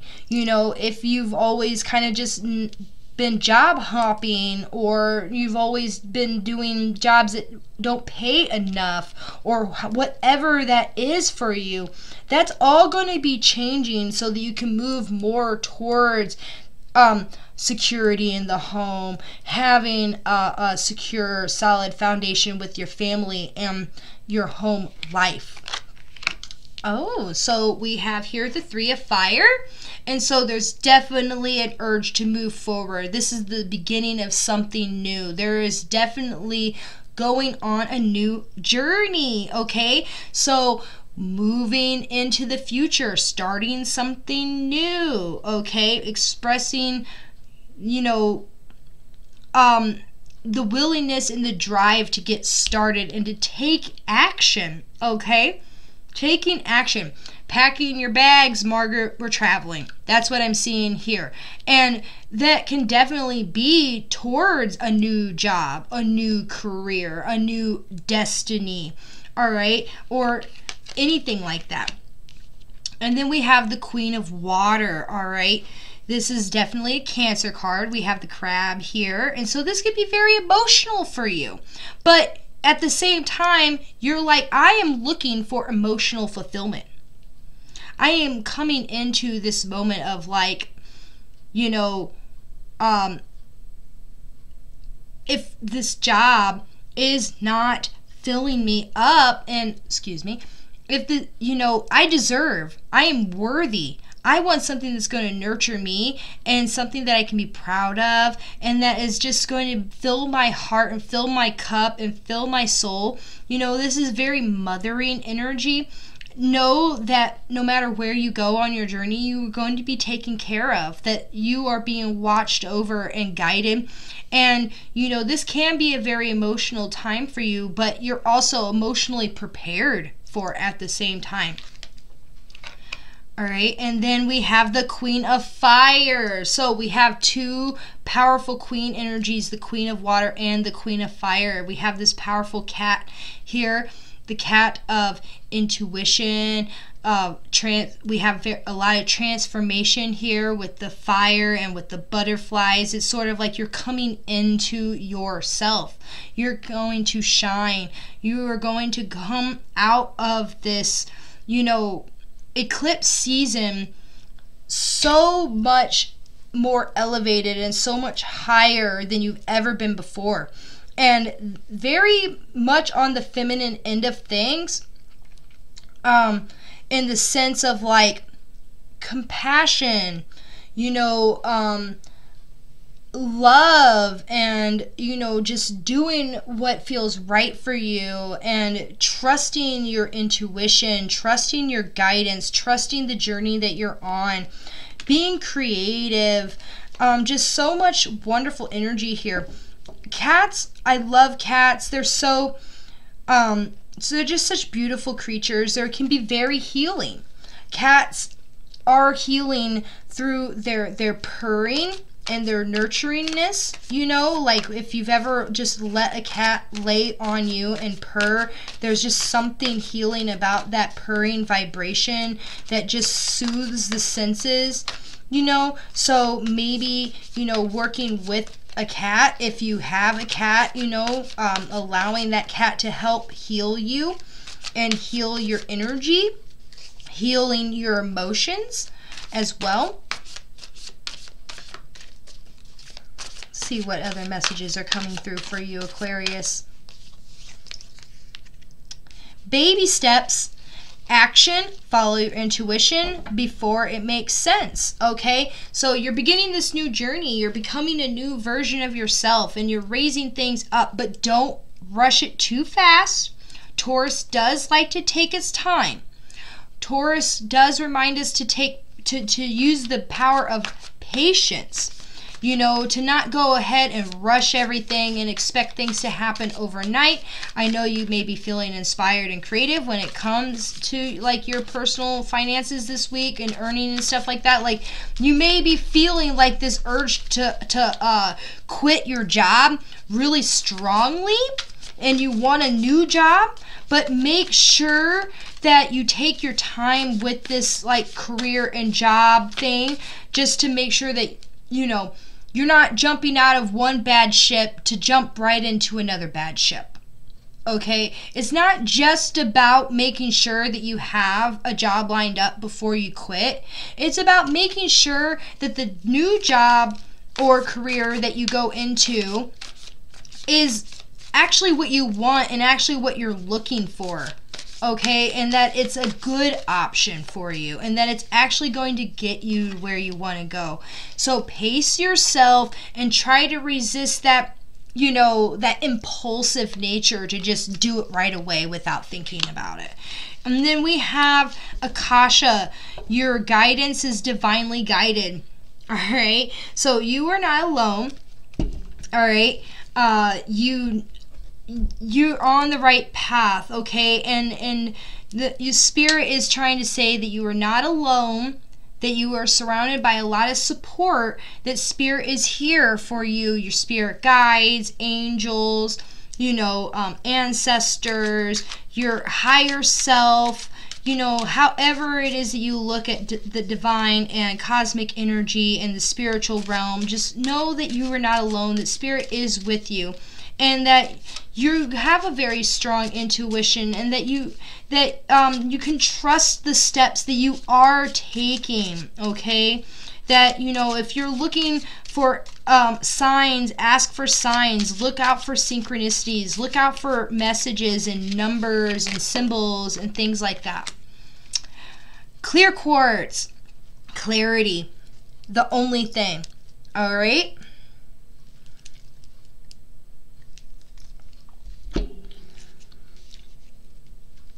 You're divine, it's clear, it's pure, your mentality is just ready to move forward. And trusting that North Star guidance, okay? This lunar eclipse that we're going to be moving through, that's bringing in this next cycle, you know, there's going to be a lot of clarifying moments. There's going to be a lot of purification and transformation that we undergo. And this is going to just be bringing in that moment of use your resources, trust your intuition, stay grounded, and stay connected, and keep your energy and your vibration clean, high, and aligned with what it is that you want to do and where it is that you want to go, so that you can trust your intuition.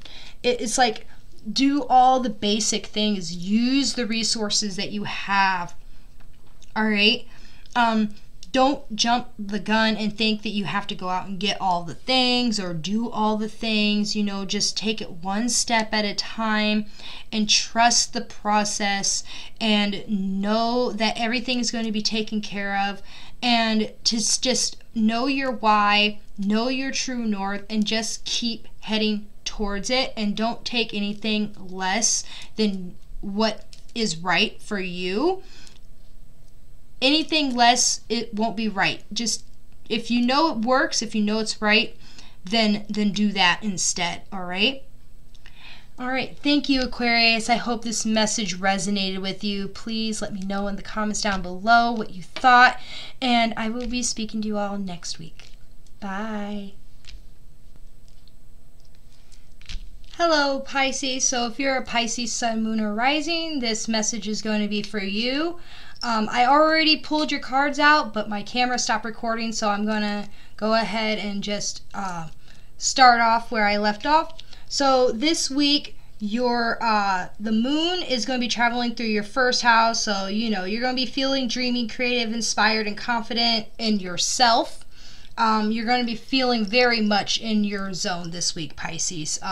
You're going to be feeling really good, really creative, really inspired, and just in your regular comfort zone, and your personality is really going to shine through. And the sun in Scorpio is going to be traveling through your 9th house, so expressing your desires with intensity, will, and passion around higher education, travel, religion, and philosophy. And so, you're really going to be feeling that drive and that desire to really level yourself up and to really focus on learning and, thinking of things in a new way.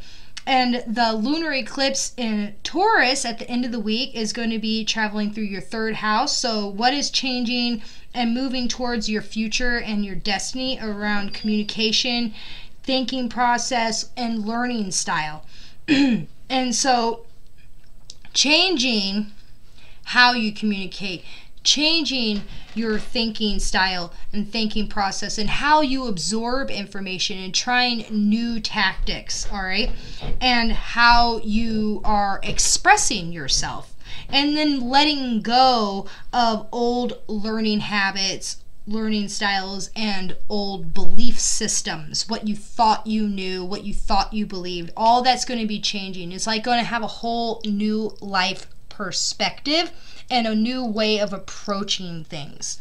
All right, so we got here, we got the 3 of Cups, and so this is kind of you, Pisces, going in your flow. You're feeling very much in yourself. That dreaminess, that creativeness, that going with the flow, sort of the school of fishes here is sort of showing, that social butterfly aspect that Pisces has about them, and following your dreams. And then there's also a sense of, release and letting go of something, that could be the letting go of the old ways of things and sort of just moving into the future, going into that higher level of destiny, and just really tapping into yourself and feeling yourself. I mean, that's great. And then we have emotion, intellect. And so, there's definitely a balancing of the mind and the emotions, all right, that we already can see in your chart. Changing the way we feel about how we think, or how we think about how we feel, and communicating our emotions, sharing our emotions, and having emotional intelligence, all right? Really just sort of like knowing how to share our emotions in an intellectual way, and how we feel about the things that we are learning and the things that we are going for, our beliefs and our knowledge, and trusting our intuition, all right? And then, and we also have emotions here. So there's definitely a lot of emotions that are coming in through this week, Pisces. I kind of feel like there's just so much going on. And, this transformational energy, these changes that are coming in, this going into the next phase, we're really feeling it. We're really tapping into all this deeper healing work that is coming in, and being honest about our emotions, seeing the truth of what it is and why we feel the way we feel, and not, going in, don't give in to the negative thoughts, the negative feelings. You know, we want to get away from this, okay? Like, the way we talk to ourselves, you know, getting down, you know, always thinking the worst of something, or not having confidence in ourselves. I say us because I'm a Pisces sun as well. And so, you know, this is like, don't let this hold you down. Rise above that. Go into that higher mind. Go into that higher evolution. Have emotional intelligence and understand that this is all just a part of the process. Okay? It's okay to be in your feelings. It's okay to, you know, have bad days, or to not, you know, even know exactly what it is that we're feeling sometimes, but to just, you know, work through it, and to not get stuck in it, and to just raise your vibration, be in a positive mindset, and reprogram your thinking, reprogramming your mind, so that when you catch yourselves in moments when you're not doing so well, that you can stop yourself and go, no, I'm not doing that. We're not doing that anymore. That's the old self. That's the old thinking. We're going into the new thinking. All right. And then here we have karmic relationships coming in here. All right, Orion energy, polarity, soul growth, conflict. There can be, with this letting go and energy of the solar eclipse, you know, there is a lot of letting go of, you know, the connections of the past. You know, if you're in a relationship with somebody that you feel like is a karmic relationship, you know, and it doesn't have to be a romantic relationship. It can be any kind of relationship, you know, like a best friend, or a business partner, or anybody really that you feel like, you know, this is a repeating pattern, or this is something that I've done before, or you have a tie in, like, you know, like I said, like a past life. You're healing these, and you're ready to move on past them, and, you know, just saying, I'm ready to go into the next evolution of my healing phase, and hoping and that the relationships that you're building in the future will really be there to support you. You know, so if you're ready to, if you know of a relationship in your life where you really feel like it's coming to an end, especially with the Three of Cups here, because the Three of Cups can sometimes, you know, be a symbol of releasing and letting go. And so you can be definitely letting go of old karmic ties to other people.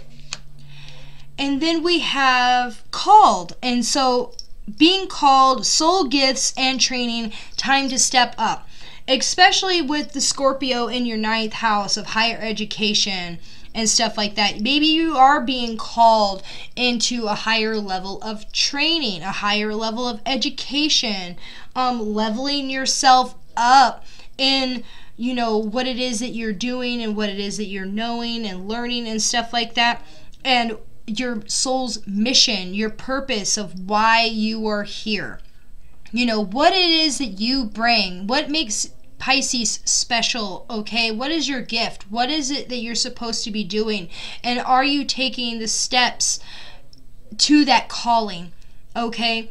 Because that's how you're going to truly find, you know, emotional gratification. All right, are these relationships supporting you? Are they guiding you? Are they giving, you know, like, what is it that you feel is speaking to you? And it's time for you to step up into that role, okay? If you're meant to be doing something, now is the time to do it. Now is the time to level up, especially in the actions that you do, that you know, not just dreaming about it, not just thinking about it, but the action steps, all right, to getting you to where it is that you're supposed to go. And then here we have nettles. So pay attention. Open your eyes to your surroundings. What is it that you need to be aware of? All right. What is going on around you that you need to be aware of, that is coming into your line of vision, especially like if it's coming to, you know, those relationships or the future or the you know, the way that you know, just paying attention. Like it's saying, be aware. Okay? Don't be blinded by don't be blinded. All right? Don't be stuck in the dream world and avoid and escape. Okay? This is a moment for you to really just stay focused. Keep your eye on the prize and open your eye. Open your eye, your third eye. Envision the future. Okay, see what's ahead of you so that you don't trip and fall, because when it comes to taking a step up and climbing up the steps and climbing up the ladder, you don't want to trip and you don't want to fall. You want to proceed with caution and make sure that you are taking the right steps and that you are doing the right thing, and that you know that who is around you has the best intentions for you. It could be a time to really do some protection work as well, because, you know, more eyes are watching you now. More eyes are watching what it is that you're doing and paying attention to you.